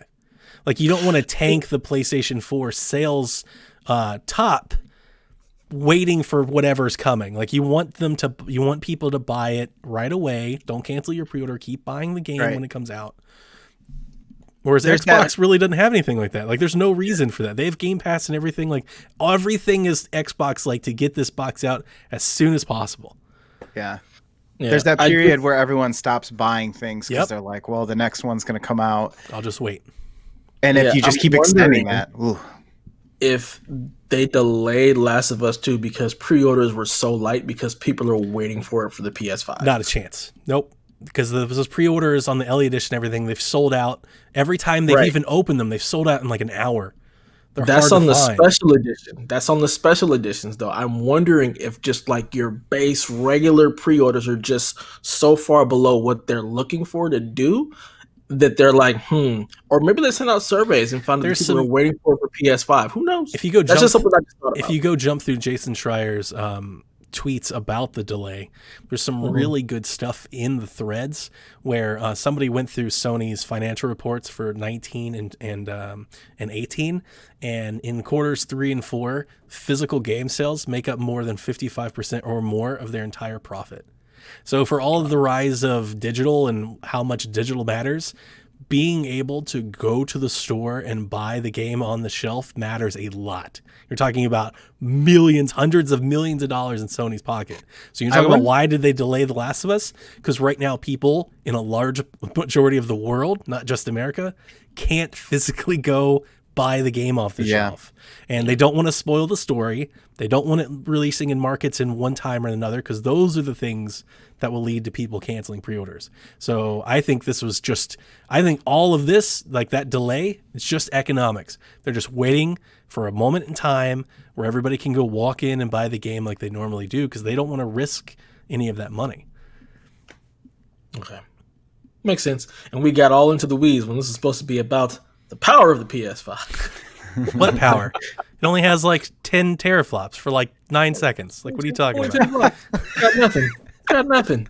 It's got this SSD that it can't even keep up It's with. going to melt that SSD. Fun shots aside, the SSD is, I've been excited. We've talked about this, Dev. You and I have talked about this since like over the summer.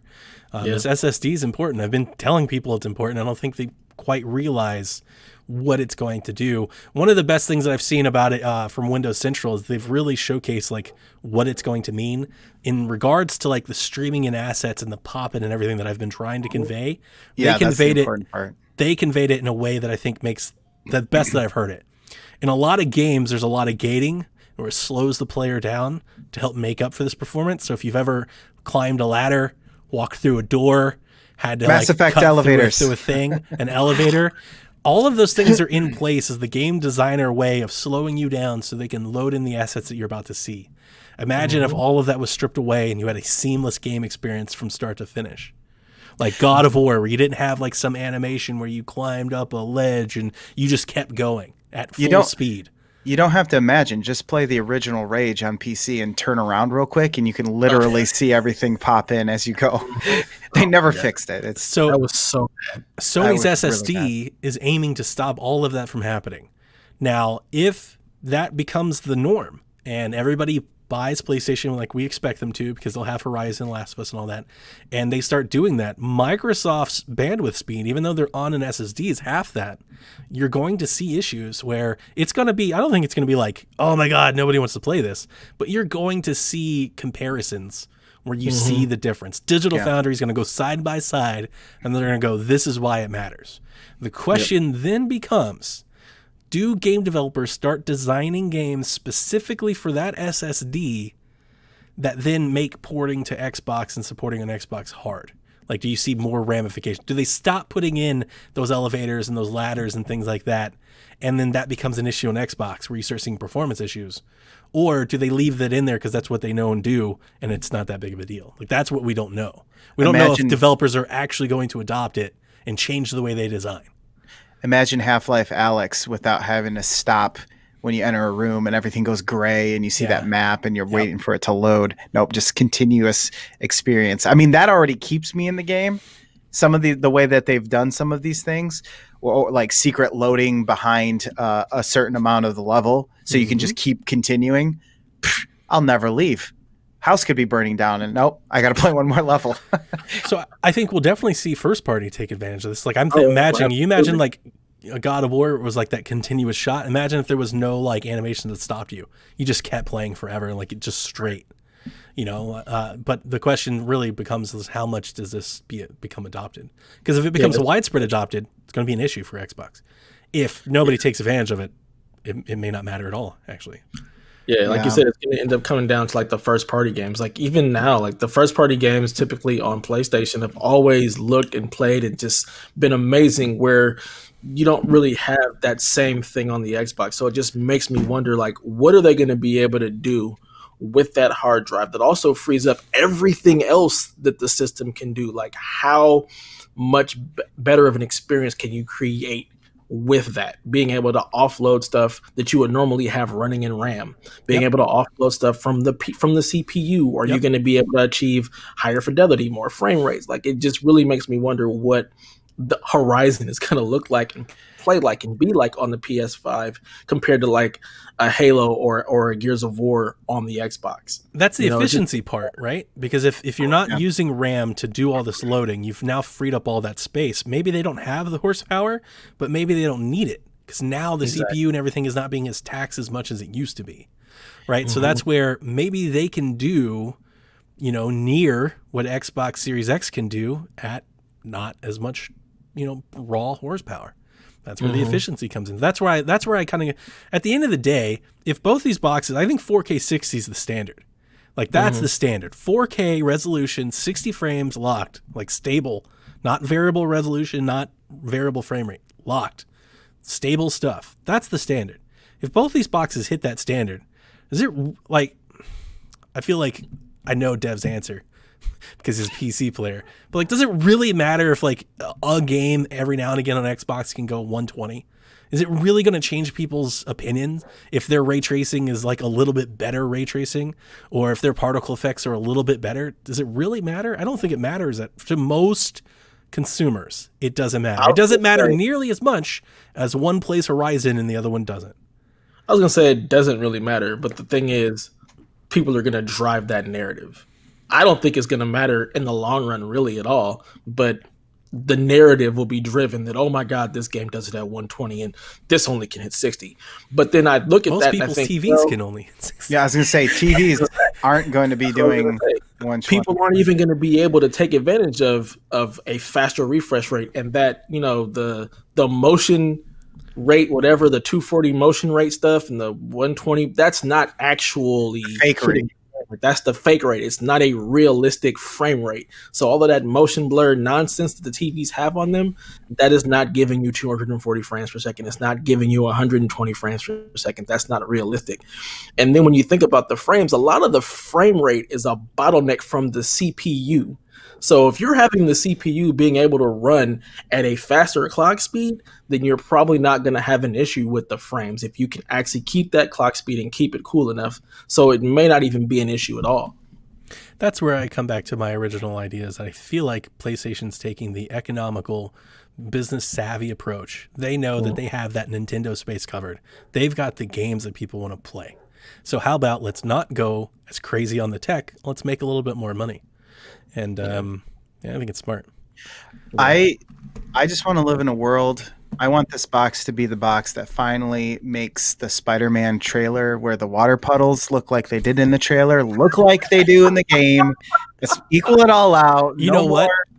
more. Do you know how much I would love Sony if they did a patch for Spider-Man and they marketed around that? They were like, look, Great. the puddles that you envisioned, we've done it. Like the puddles are back, guys. I would love that level of Ray trolling tracing. so much. Ray tracing is going to make everything better. And If we won't Sony worry still about had like Atom Boys and they still had Sean Layden, I bet that would be a thing. It would be But the fact so that we have amazing. though they aren't there anymore, I don't know if they'll I do would anything love that like company to do. That would make me want to buy a PlayStation 5. They're that. like, Would be we so great. listen here, trolls. You whined about it. We did it.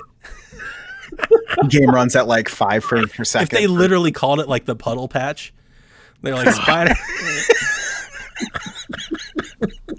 They put it on the box, realistic puddles. Oh man, that would be amazing. How great would that be? That's some Devolver level stuff, man. Like that would be incredible. We should work in marketing. I mean, oh man. So that's gonna about wrap up our PlayStation talk. Lucas, I heard you had to Yeah. drop out. Yeah, as I said, I have to brave the wild outdoors, the crazy life that we live these days. I'm playing a real life video game. I have to set out, grab my make sure my inventory is completely empty so that I can carry back all the gathered food and hopefully make it back alive. So that's what I get to look forward to. Wear your mask. I was gonna say, don't forget your mask. Don't die of dysentery. I got my razor mask. Hopefully, I'll be able to fjord the river. Dude, I've got a mask for you. Oh my god, There it is. that would Put be this amazing. on when you go out there. I'd have to be like, "What? I can't hear you." Oh man. The Doomslayer mask, the only mask you need when there's an apocalypse. Hey, I'm ready. Yes. Well, yes. Thank you for having me. This was great. My first, I think, ever before 6 p.m. podcast that I've ever done. It's crazy, isn't it? It's like a whole Yeah. new thing when you podcast in your morning. You're like, oh, what is this? I kind of like it, sometimes. I mean, it depends. If you're good if you can wake up, if you get the coffee in you, it's a little bit better than being run down. I think it's a great way to wake up. Like, I've never woke up before I do the show, but this is a great way to like ease into the day. I could see that. I mean, I'm usually amped after doing a show. What's that? So it's the only way I actually record all my shows in the morning because of you people in your 3-hour time difference. Yeah, that's true. It's the only way you can get here. I thought you were going to say it's the only way you wake up, and you literally do a podcast every morning just to wake up. That'd be amazing. Well, guys, again, thank you. Have a good rest of your show. All I'm going to say is home theater system over headphones, and that's it. Oh, see. Mm-mm. Yeah, I'm not doing You that. get You know I'm right, and you know I'm right. You get out of here. You get out of here. You go bye-bye. Bye, guys. Bye. See ya. It's going to blow up all of our cameras. It's troubleshooting. You're right back to that. That's Right. what game tech is. Lots of troubleshooting. I just deleted everything. I did. Wipe it all out. I hate OBS. Ah. Okay. Well, why don't you use the what is it? IO stream. They have like a whole new streaming studio or some crap. No, I'm not doing that. Okay. So, do you want to keep going or do you want to end it? We can keep going as far as I'm concerned. I've got nothing to do, so Me I'm either. here for it. I have nothing to do at all. It's going to be great. Okay, Well- we can talk about Amazon too if you want. Let's do it. Let's do it. So Amazon. Hang on. they are- Before we leave the PlayStation 5 talk, I got a PlayStation 4 Pro. Oh, that's right. I bought Well, one the which other night. PlayStation 4 Pro did you get? I got Tell the people. Death Stranding PlayStation 4 Pro. You hear that, Chaffee? If you're listening, he got the one. He got it. The reason that I got it was one, like the pros, they've come down in price. Like ultimately, like you can get used ones pretty cheap now, and we've all known that like if Last of Us was coming out in May, like we expected it to be, I was going to probably get a Pro to play it on anyway, just because there's a huge difference between the Pro and the base model that I've got. So I was going to do that anyway. But the reason why I got the special edition is because like if I was going to spend, basically the best that I could come up with was like the Pro upgrade was going to cost me like $275 to like $315. That's about the range. I could get a special edition for like $315, $320. I got it for like $290, or I could get a base model. So I was like, well, I should probably just get the special edition just because it holds more value. Now with my special edition, it's brand new, Death Stranding PS4 Pro, comes with a brand new white controller in the box. But that's why it's so cheap, is because they bought the special edition and they're selling the controllers. That pea yellow controller is selling for like $200. That is so insane. So they're to me. piecemealing the controllers out, and it doesn't come with the game either. So they're literally just selling the system. So I got the system for $290 with a white controller, and it's brand new, and it comes with the original box. But I don't get the P controller. But I got the game from Discord, so I'm gonna play Death Stranding. I'm gonna give that a try, I guess. And but yeah, I'm excited because I want to play The Last of Us. I want to play it really, really nice. And a lot of people were asking like, why would you do this now with the PlayStation 5 coming out? Well, one, it's probably going to be half the price. Yeah. Right. It's not as expensive. But two, Have you seen the price rumors for the PS5? Mm-mm. There have been a lot of price rumors about $399. I don't believe that. Maybe. Maybe. There's been a lot of sites that have gone up, like gaming sites that actually sell stuff that are having it at $399. Oh, Which maybe they could also be. lead into like what you were saying about them going the more conservative route. Economics. They're doing Yeah. Nintendo. It's so funny because everybody's all like, it's not as strong. I'm like, it doesn't need to be. Right. Like that really doesn't mean anything. Nintendo is showing it right now. 50 million Switches sold. It can't run 1080p 30. Like, it doesn't Right. matter. It doesn't matter. It really doesn't. You have the games that people want to play, and you know that they're gonna run good on the system regardless. The interesting thing about the power conversation is that the people that it matters for should have a PC or an Xbox. It matters to them. The reason I'm buying an Xbox is because of the power. That's not the same reason why I buy a PlayStation or a Switch. I buy the products for different reasons. It's not like a one wins. I buy Xbox because I want to see Far Cry in the best way I can possibly see it. Right? That's why I play on Xbox. That's why I want to play Call of Duty there. That's not why I buy a PlayStation. That's not why I buy a Switch.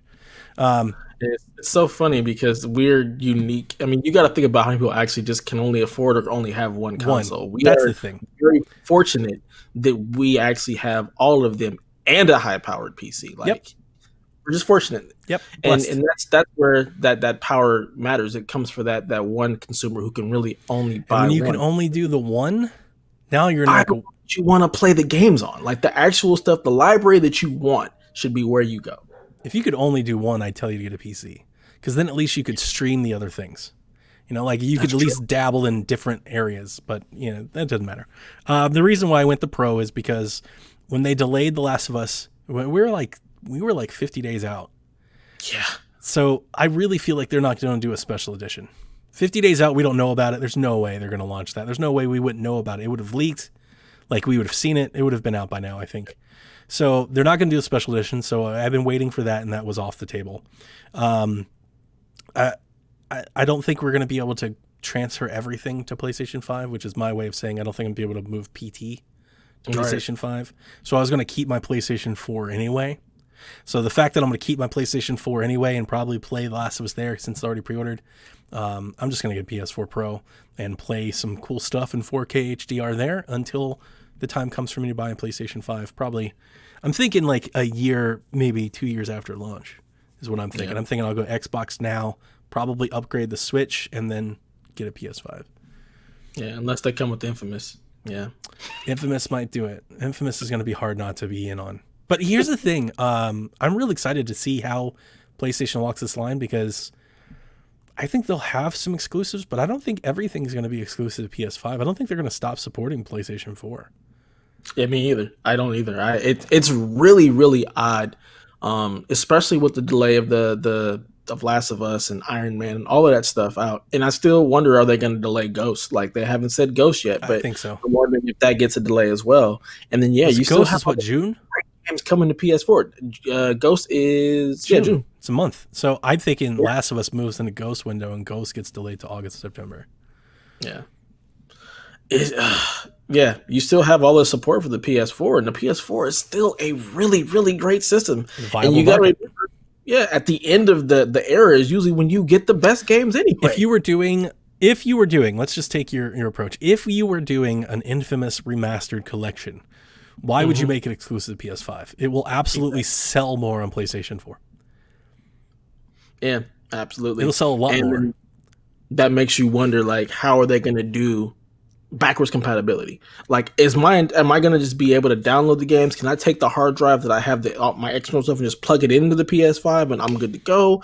Am I going to have to download stuff? Yeah. Like, you know that's not going to happen. You can't take your external from one PS4 to another PS4. Yes, I know. You know, I said the other day, like, their stupid formatting crap. It's just like, dude, what's their security stuff? I get it. Like, you know, the Switch is the same way. You can't take an SD out and put in another one. It'll reformat the whole thing, just like PlayStation will. Like, they code the serial number to the system to everything you download, and you can't transfer unless you do a system transfer. So that's not going to work.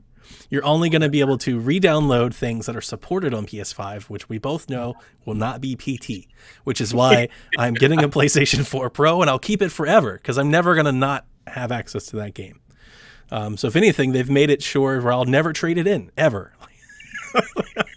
Johnny will always have a PS4 of some sort. And then, you know what? I don't know if I'm going to like Death Stranding or not. I did make fun of the game quite a bit, but I do love the system. The system looks really good. I like the look. It was between that and the God of War one, and I think I prefer that one over the God of War one just in design and looks. I agree. I like that white with the handprint. I like that design. I like the aesthetic a lot. Oreo sandwich. I like the offset. So like the top is white and black, but that middle is black with like the lettering. I was like, that's a nice touch. I like that. Yeah, it's very, very nice. I mean, it's not the 500 million console or the throwback to PS1. I looked at the 500 million. The used ones of those are going for $700 and up. I was like, no, that's ridiculous. Yeah, It does come with a 2 terabyte drive though. that's nice. That's the other That thing. is I good. think because I have an external on my 500 gig PlayStation, I think I'll be able to move everything to onboard. I don't think I have a terabyte of stuff on the external. You don't play enough games on PlayStation to warrant a terabyte. So you should be. I agree with you. I think I'm okay. So I'll get to free up some of the cables, but I'm excited. Yeah. I can't wait for it. And actually, I think I would prefer actually getting a white controller to the P yellow one anyway. I I agree. think the I white just need controller is Tropical going to One match. down. It's going to Yeah, look that like it yellow matches. one. I didn't like I'm that. not a fan. I have a white controller and then I have the see-through red. I have the don't see-through. like- I have the Ghost, the white one. Nice. Donnie's got a PS4 Pro. Welcome. I'm excited. I'm actually excited to, if this continues to last into the summer, and we see more delays, that's going to free up a lot of time to replay some stuff. And now that I've got that 4K TV and the HDR and the 120 hertz and all that, I'm excited to get on the Pro and replay God of War. I love that game. I want to replay Infamous. I want to replay The Last of Us in 4K. I didn't know it was upgraded like that. I had no idea. I didn't think it was updated. I thought it was just this. Yeah. The Last of Us remastered was the same thing. Right, me too. I didn't know that it actually did native 4K. If I had known that, I probably would have jumped on one earlier. See, now I'm going to have to play it and see what it looks like in 4K because I've had a Pro forever, but I have not booted up The Last I of wonder Us. how much you can actually see a difference because I replayed That's it my- with Josh like back in the fall. It looks great. Like it looks older, but it still looks beautiful. I wonder how much it would really change, but I'll find out. Yep.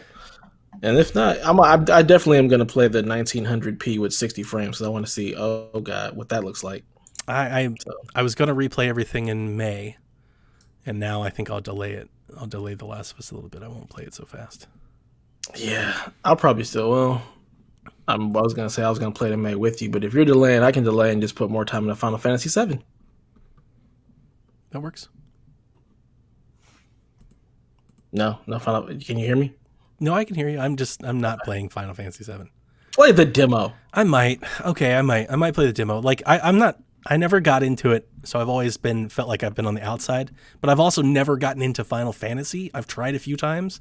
I got really excited for 15 after they showed at E3. I was like, this game looks amazing. And I played it for an hour. I was like, I never want to play this again. So I've never been into the Final Fantasy. It just never hooked me. So I have zero desire to play it. I totally understand. But I'll probably play the demo because, man, at E3 last year, I think we watched it together, didn't we? Streamed it? That game looked amazing. A game of E3. Like, this game looks... It looks great. But it reminds me so much more of Devil May Cry. Like, when I watched it in motion, I was like, this looks like a Devil May Cry game. And that was the one time that I somewhat got interested. So you've played the demo. Does it play like that? Yeah, it does. It plays really nice. It's really smooth. It's continuous combat. There isn't the time-based stuff where you're waiting. Like, you have gauges that are building up for you to unleash certain powers, and then you also have all these different abilities with magic and healing and stuff like that you can do. But otherwise, the gameplay is pretty smooth, pretty seamless, where you're just constantly doing battles. You can switch between the characters or whatnot. You can have one character heal another character or whatnot. So there is some of that, and you're going to have to manage inventory and stuff like that. So it may get to the point where it's just like a lot to manage. But I'll have to see how that goes down the line because it didn't feel too overwhelming in the demo. Okay. So Cool. I'll play the But demo. I think if anything, you'll enjoy just the way it looks and just like some of the gameplay because it does feel kind of like Devil May Cry. You're not juggling people the way you would. Like, you don't have that aspect. Yeah. But I think you'll still kind of just enjoy the fluidity of the game and just how nice it looks out of anything. So I do love Devil May Cry. yes, you do. All right. Let's move on to this Amazon news. So Amazon we've known this for a while, that they're actually entering into game development. They're not just doing the streaming. And they've actually put a ton of money into their game studios now. They've got the Crucible, which is a 13-player battle royale type game. It's kind of like the Hunger Games because the 13th player is actually the game master, who's Ooh. actually controlling different elements of like the battlefield. And in the beginning of the game, you actually need to work together to progress. And then once it gets towards the end, that's when it becomes more of this battle royale, last man standing type of game. So it throws a little twist into it. So it's really more of a Hunger Games type thing where you got this one guy basically kind of controlling the land, trying to create traps and bombs and do different things to change up the gameplay, which I think is really cool twist on the battle royale genre. So they've got that coming in May.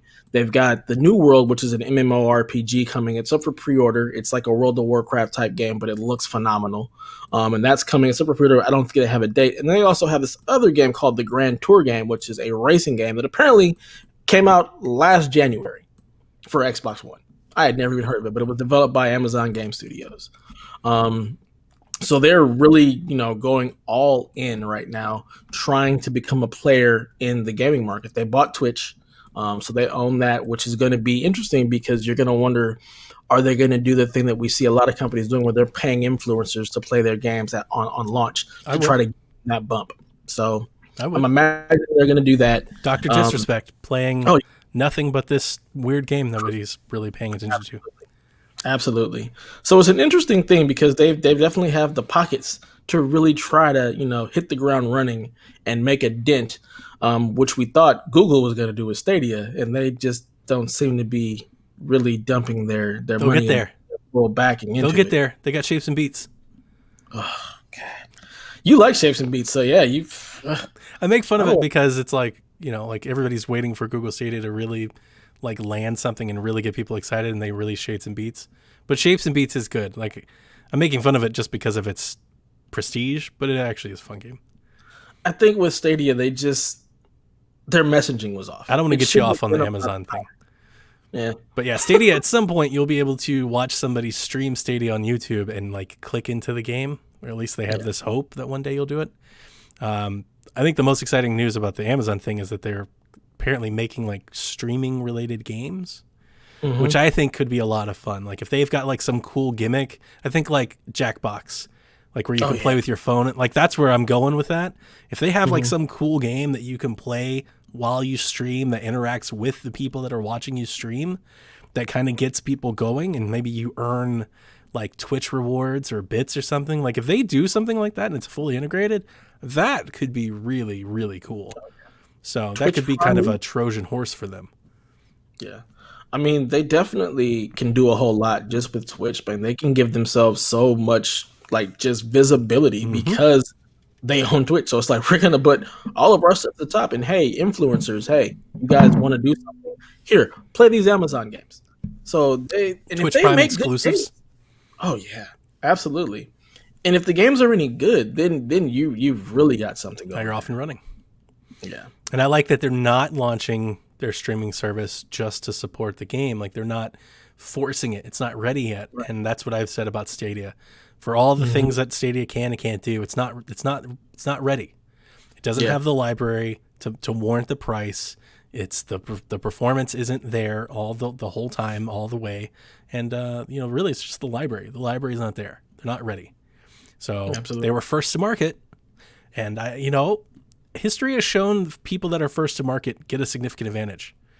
So I understand why somebody like Phil Harrison would want to be first. I get it. But for something like that that's so new and jarring to the economy, I wouldn't want to be first. I'd want to be the best. Right. Because in history overall shows the first product isn't always the one that succeeds. The best product is the one that succeeds. Yeah. So we'll see what Amazon does with this. Definitely going to keep an eye on it. I kind of like this Crucible game, the idea of it, like having the game masters. So I'm a little bit more interested than I was originally. And then the New World, the MMORPG, like I love those games. I watched all of 20 seconds of it, and I was like, yeah, it's one of those games that I'm not going to play. So I kind of just rolled it out. Oh, I'm probably not going to play it because I don't have the time for it. But I think it could be awesome. Like if I was 20-year-old me, would definitely be like, oh, we're playing the New World. Cool. 38-year-old me is like, when the hell am I going to have time to do that? Next. But yeah. Well, I'm really interested to see what Amazon does with all their tech and how they support these games going forward. So something to put a pin in and come back to later. Yeah, man. All right, so audio. Both the PS5 and the Xbox have dedicated things towards their audio. The PS5 has the Tempest engine, the Series X has Project Acoustics. So is now the time to really invest in a good set of cans or a really nice surround system in Lucas's case. Jared just puts a little note in there. He said, you should be doing this now anyway. We have both You got should have brand new already been headphones. doing this. Absolutely. You already know how I feel about audio. Yeah. I've been on you about getting headphones, like good headphones, for the longest. You know, the funny part is at no point did I play Ori without headphones, so I don't know, like, a contrast. I played the whole time with headphones. So I don't even know, like, how much different it would have been if I played without it, because I didn't. I played the entire time with headphones.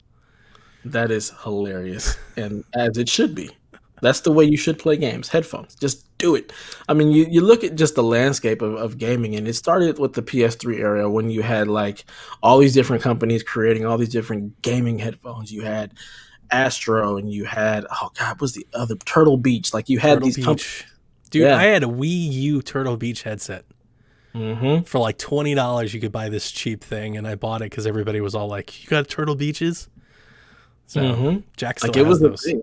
It was definitely a thing, and then we're starting to get to the point where we're actually not just getting headsets for chat and just headsets for the look or whatnot. We're actually starting to finally really get good audio quality out of these gaming headsets, and you're starting to see a focus on audio with the ray tracing, like what that can actually do for audio. This Tempest system, the Project Acoustics, and for me, audio is a huge piece of the gaming pie. Like I love good sound. I listen to gaming soundtracks. Like part of my whole library of music is gaming soundtracks. Mm-hmm. So if you can have really, really good audio, why not pair it with a good sound system or a really good headset? My whole thing with the headsets, or at least the audio, is that typically when I get really immersed into a game before I had headphones, I always wanted to listen to it really loud. I don't want to turn the sound up because I'd want to hear everything.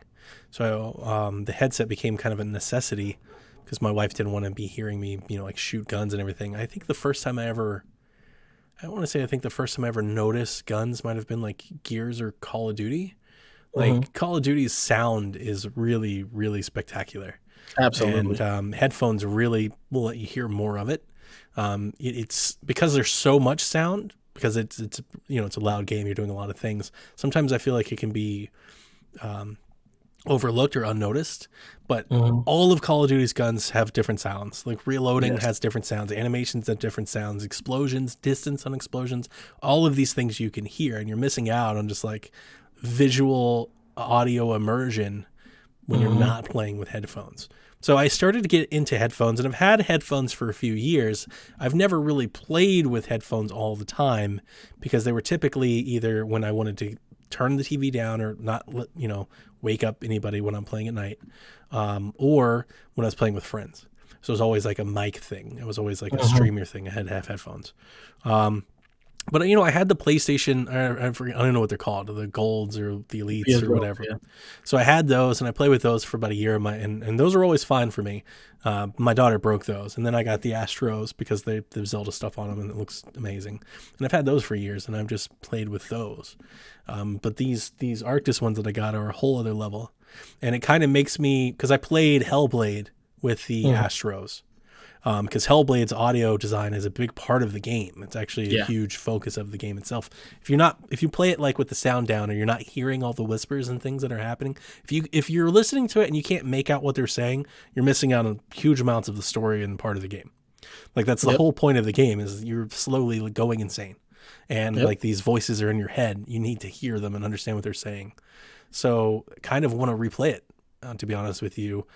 With better headphones on, because I played it with the Astros and I heard all the stuff, but the Astros and these Arctis aren't comparable. They're very different.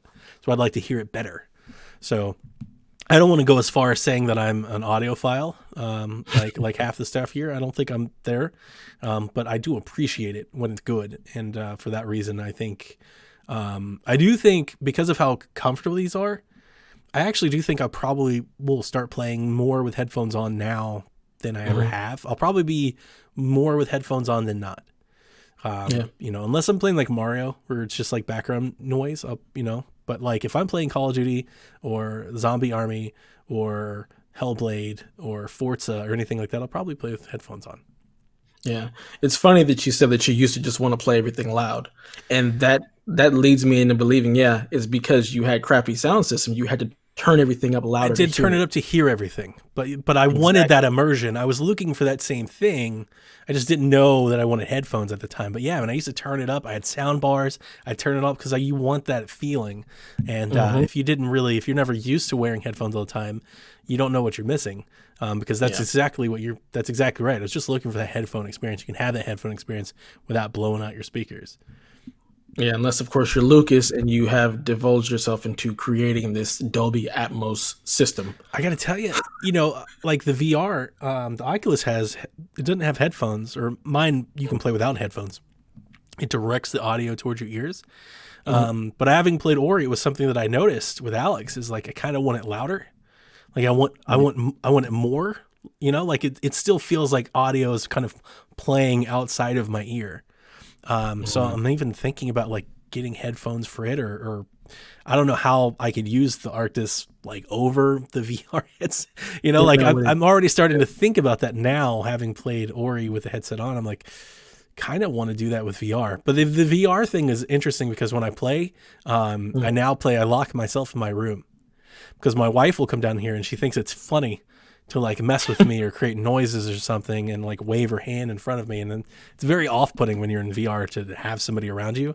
So I told I her, I was can like, imagine. from now on, I just lock myself in the room and I'll hear her bang on the door or something so people can't mess with me. But if I put headphones in, that's going to take that to a whole other level. Yeah. So That would create a whole different level of immersion because now the sound is all around you, especially if you have a good like surround sound headset yeah, that can actually play sounds. You've got this visual and this audio experience that really just kind of puts you there. yeah.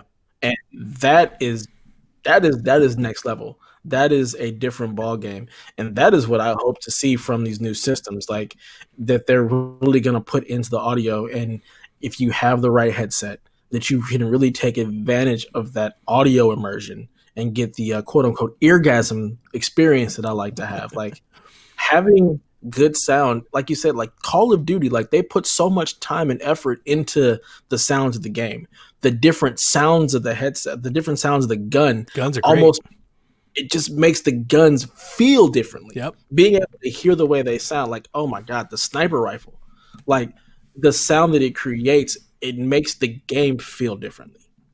So having that good sound When you're adds. running and you hear like your gear, like Mhm, bounce to your movement, and you hear your feet and you hear the crunch between like gravel or like that mhm, strawy sound when you're in grass, stuff mhm. I don't know if people don't recognize it. I feel like people don't talk about it enough, but yeah, the sound design in Call of Duty is actually pretty incredible. It's next level. And yeah, unless you have a headset to take advantage of that, or you have a really really good surround sound, like you don't notice any of that, and that's something that can make the gameplay even better. Like you really don't realize how much the sound can actually affect the game and your enjoyment of it until you have it, until you've heard it. And then it's like trying to go back to not having that is so different. Like we were talking with Seth about having a good headset for like Forza, being able to hear the engines roar, being able to hear the differences in the engines, being able to know which car is behind you just based on the sound. And then being able to hear along with like the haptic feedback of being on the racetrack versus being on the side or being in gravel, being able to hear and feel that, it creates just a totally different type of immersion, totally different type of emergent gameplay, and that's what really excites me about having great audio. When I play Forza Horizon, I turn all the engines down and I listen to all the rave music and like the pulse channel and stuff. So I wouldn't know. Yeah, but you're playing Forza Horizon versus like Forza Motorsport. Yeah, I'm not doing motorsport. So I wanted to ask is obviously I feel like I already know the answer, but I will offer like, somewhat of a contrasting point. I think it's totally fine for like the tech dives, like with Digital Foundry or like the Mark Cerny keynote. I don't necessarily want like big giant to dos about the audio design. I don't want them to go like on and on and on about why they're like when they start talking about like like we're actually gonna like learn to profile your different ears and then I'm like okay like I just feel like it's like really into the weeds. What I would love to know is like, here are the bullet points. Here's why audio is better on our system, and here are the headsets that you can use to take advantage of it. Like here are the headsets you'll get the most out of it. I don't know how much I care about 30-minute presentations about how audio is going to be, a factor on next gen. I could live without that. Yeah, I don't think we need that either. I think you're absolutely right. For the typical consumer, the bullet points as to why you should invest in your audio is more important than having a 30-minute presentation on, yeah, we want to take pictures of your ear and stuff. I Yeah, mean, yes, this is a little off-putting. He's like, what? yeah, I don't want you doing that. yeah. That was unnecessary for us for sure. Like nobody needs to see that. That's not for us. I get that for the game developers. Like this is what we're doing to, make the audio good. But for just the layperson or the person who's just like, what are you guys doing with audio? Like the bullet points. This is why you should invest in audio because this is what you're going to be able to hear. This is how it's going to change the gaming experience. That is what they need to address when they're talking about audio. I also Like wonder if it's such an important thing to them as the person making the platformer, why they don't include a better headset. that's the honest to God truth. And that's one of Nathan's things. Like he's like, can you guys please make a headset? Like make an officially licensed headset that takes advantage of your audio. Yeah. Like and you can make it expensive. I mean, look at the Elite controller. That's a very expensive controller. And if you have to make the headset cost, there's a reason why. And if you give me the reasons why this is going to improve my gameplay, then I can understand the cost associated with it. Yep. Yeah, because And I was thinking it's just it's an interesting juxtaposition when, they're like you've got to because they're very adamant. Mark Cerny's presentation was very adamant. Like you need to be playing with headphones. You're missing out on this experience, and it's like, well, you launched the system with one little earbud that was quite garbage. Yeah. And like the Xbox little headset that they launched with, I don't know if the Xbox One launched with the headset or not. To be honest, I don't remember. But I know the 360 had like the little half ear thing with the thing. It's like garbage too. There's like thousands of them all over a GameStop in little baggies and stuff like that. It's like, well, if you really care about it, then maybe include a headset. I'm not saying like a top of the line model, but maybe include a set of earbuds or something that are really good. But obviously they're not going to do that. It's going to factor into the price. They don't try to keep the price as low as possible. I get it. I'm not selling them to you, but if it's truly important, then make it a point. Like if you're really that behind it, then exactly either officially license something and say this is important to your experience, or put something in the box that will at least convey it. Right. Absolutely. I mean, you look at like phones; they come with $100 headset. Like my Samsung Galaxy comes with $100 AKG like headset. Like it's actually a quality earbuds because the thing has good audio. So if you're going to be touting your audio, you definitely should either have an officially licensed product and explain this is why it's so much. Do you want to add that cost into the box? Yep. Or give me something like $100 headset that you guys take a loss on so we can hear the audio experience and maybe entice us to go out and get something better, Or at least partner with somebody. Yeah, Partner with Arctis or somebody on the officially, like the officially licensed Sony Arctis headset or something like that, which I'm sure they will. It's just, it's odd that both companies do this like as a console launches, and I get it, right? You're trying to just showcase all the cool stuff you've done, but like it's like we never hear about this at E3 or State of Play or like they never. This is the only time that anybody does something like this is when they talk about it when the console launches, and we never hear about it again. I would love for them to be like here's Horizon 2, and here's why Horizon 2 needs to be played with headphones. Here's Hellblade 2, and here's why you have to absolutely have headphones. Like, and not just headphones, this sort of headphone. Like, you need a headphone that offers these things. Because otherwise, I don't think anybody's ever going to care or pay attention. Yeah. Except for audiophiles and people that are, into this niche. Because they never take the time to let you know. Yeah, especially with like Hellblade. Like that should be Hellblade 2 should be like their pitch for you need headphones. Like cuz you know what that game is and you know how important the sound is. I'm That's so what that excited. game is. That's like the biggest point.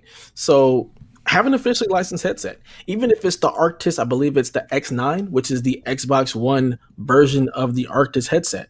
Um, Pair that up with Sinua. Like, make that a point to be like, hey, this is the headset that you should get Yeah, to put it play on the this game. box. Or have an officially licensed one to be like, hey, you're getting Sinua. This is the headset that's going to take advantage, and this is why. These are all the bullet points of what you're going to be able to experience and hear when playing Sinua with this headset. So, like you said, yeah, you need to market that type of stuff because playing Sinua without a headset is kind of like you're missing so That was much. the one. That was the one where I started playing it without headphones. And then I got into like the first chapter. I was like, oh no, this needs to be played with headphones. And you read reviews about it, and everybody tells you the exact same thing. Like it's Yep. required. It's almost mandated. Like you've got to play Yep. it with headphones. So that Even a was the game one. like Control, where you're constantly Control was hearing the good. whistle stuff, like that's another one that you want to have headphones The because hiss. they're talking. Like the hiss is talking. Like Mm-hmm. there's so many little audio cues and things that are happening that if you don't have a decent sound system or a good pair of headphones, like you're gonna miss all of that gameplay stuff. Yep. So audio plays a point, and until we start getting marketing from Sony and Microsoft and maybe even Nintendo, if they start to like actually Not go a down that chance. rabbit hole, you never know. Here's why But you need to play Mario with headphones. maybe not Mario, maybe Zelda. Yeah, maybe.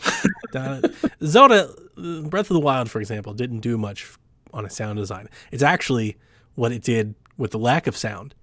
That might be almost more impressive. Zelda has always had like huge, grand, especially the last few, like orchestrated soundtracks, and the use of not just soundtracks, but like the use of music in the game has always been like a big theme. Yep. Playing your ocarina and all the different musical instruments and playing the songs and hearing these themes for the forest and the water temple and things like that has always been a thing with Zelda. And I think that was a part of like Breath of the Wild almost set out to be the anti-Zelda. And I think that was a big part of it, is that the music is very minimal and you hear the world.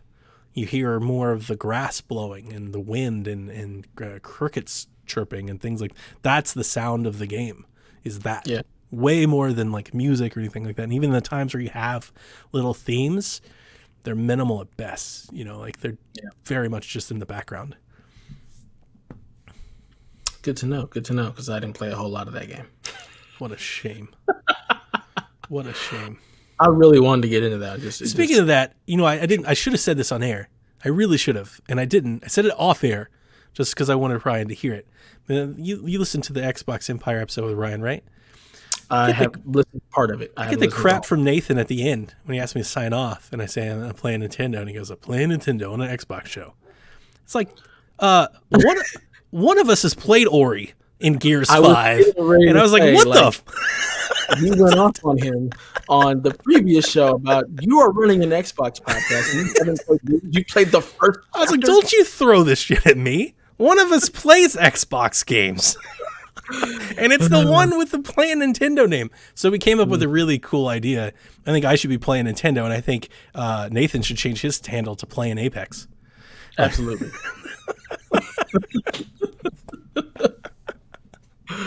Oh, I thought that was fun. and Nathan's supposed to join us today, and he is big in the audio. He really wants Oh yeah, an official license can't wait to headset, so I'm hear sorry that what wasn't he able to thinks join about us. all of these things. Absolutely. But yeah, that'll about wrap it up. Unless we got any questions, did we get any? No, Other than Nathan's, could I join? nope, that's it. Well, yeah. But that'll about wrap it up for us here. Go get you a headset. Like, it doesn't have to be the Arctis, but get you a decent headset. In fact, Arctis has a bunch of, like, SteelSeries has a bunch of stuff on sale right now. Over in our game chat on Discord, game tech chat on Discord, we had a couple people buy some headsets. So buy the headsets, people.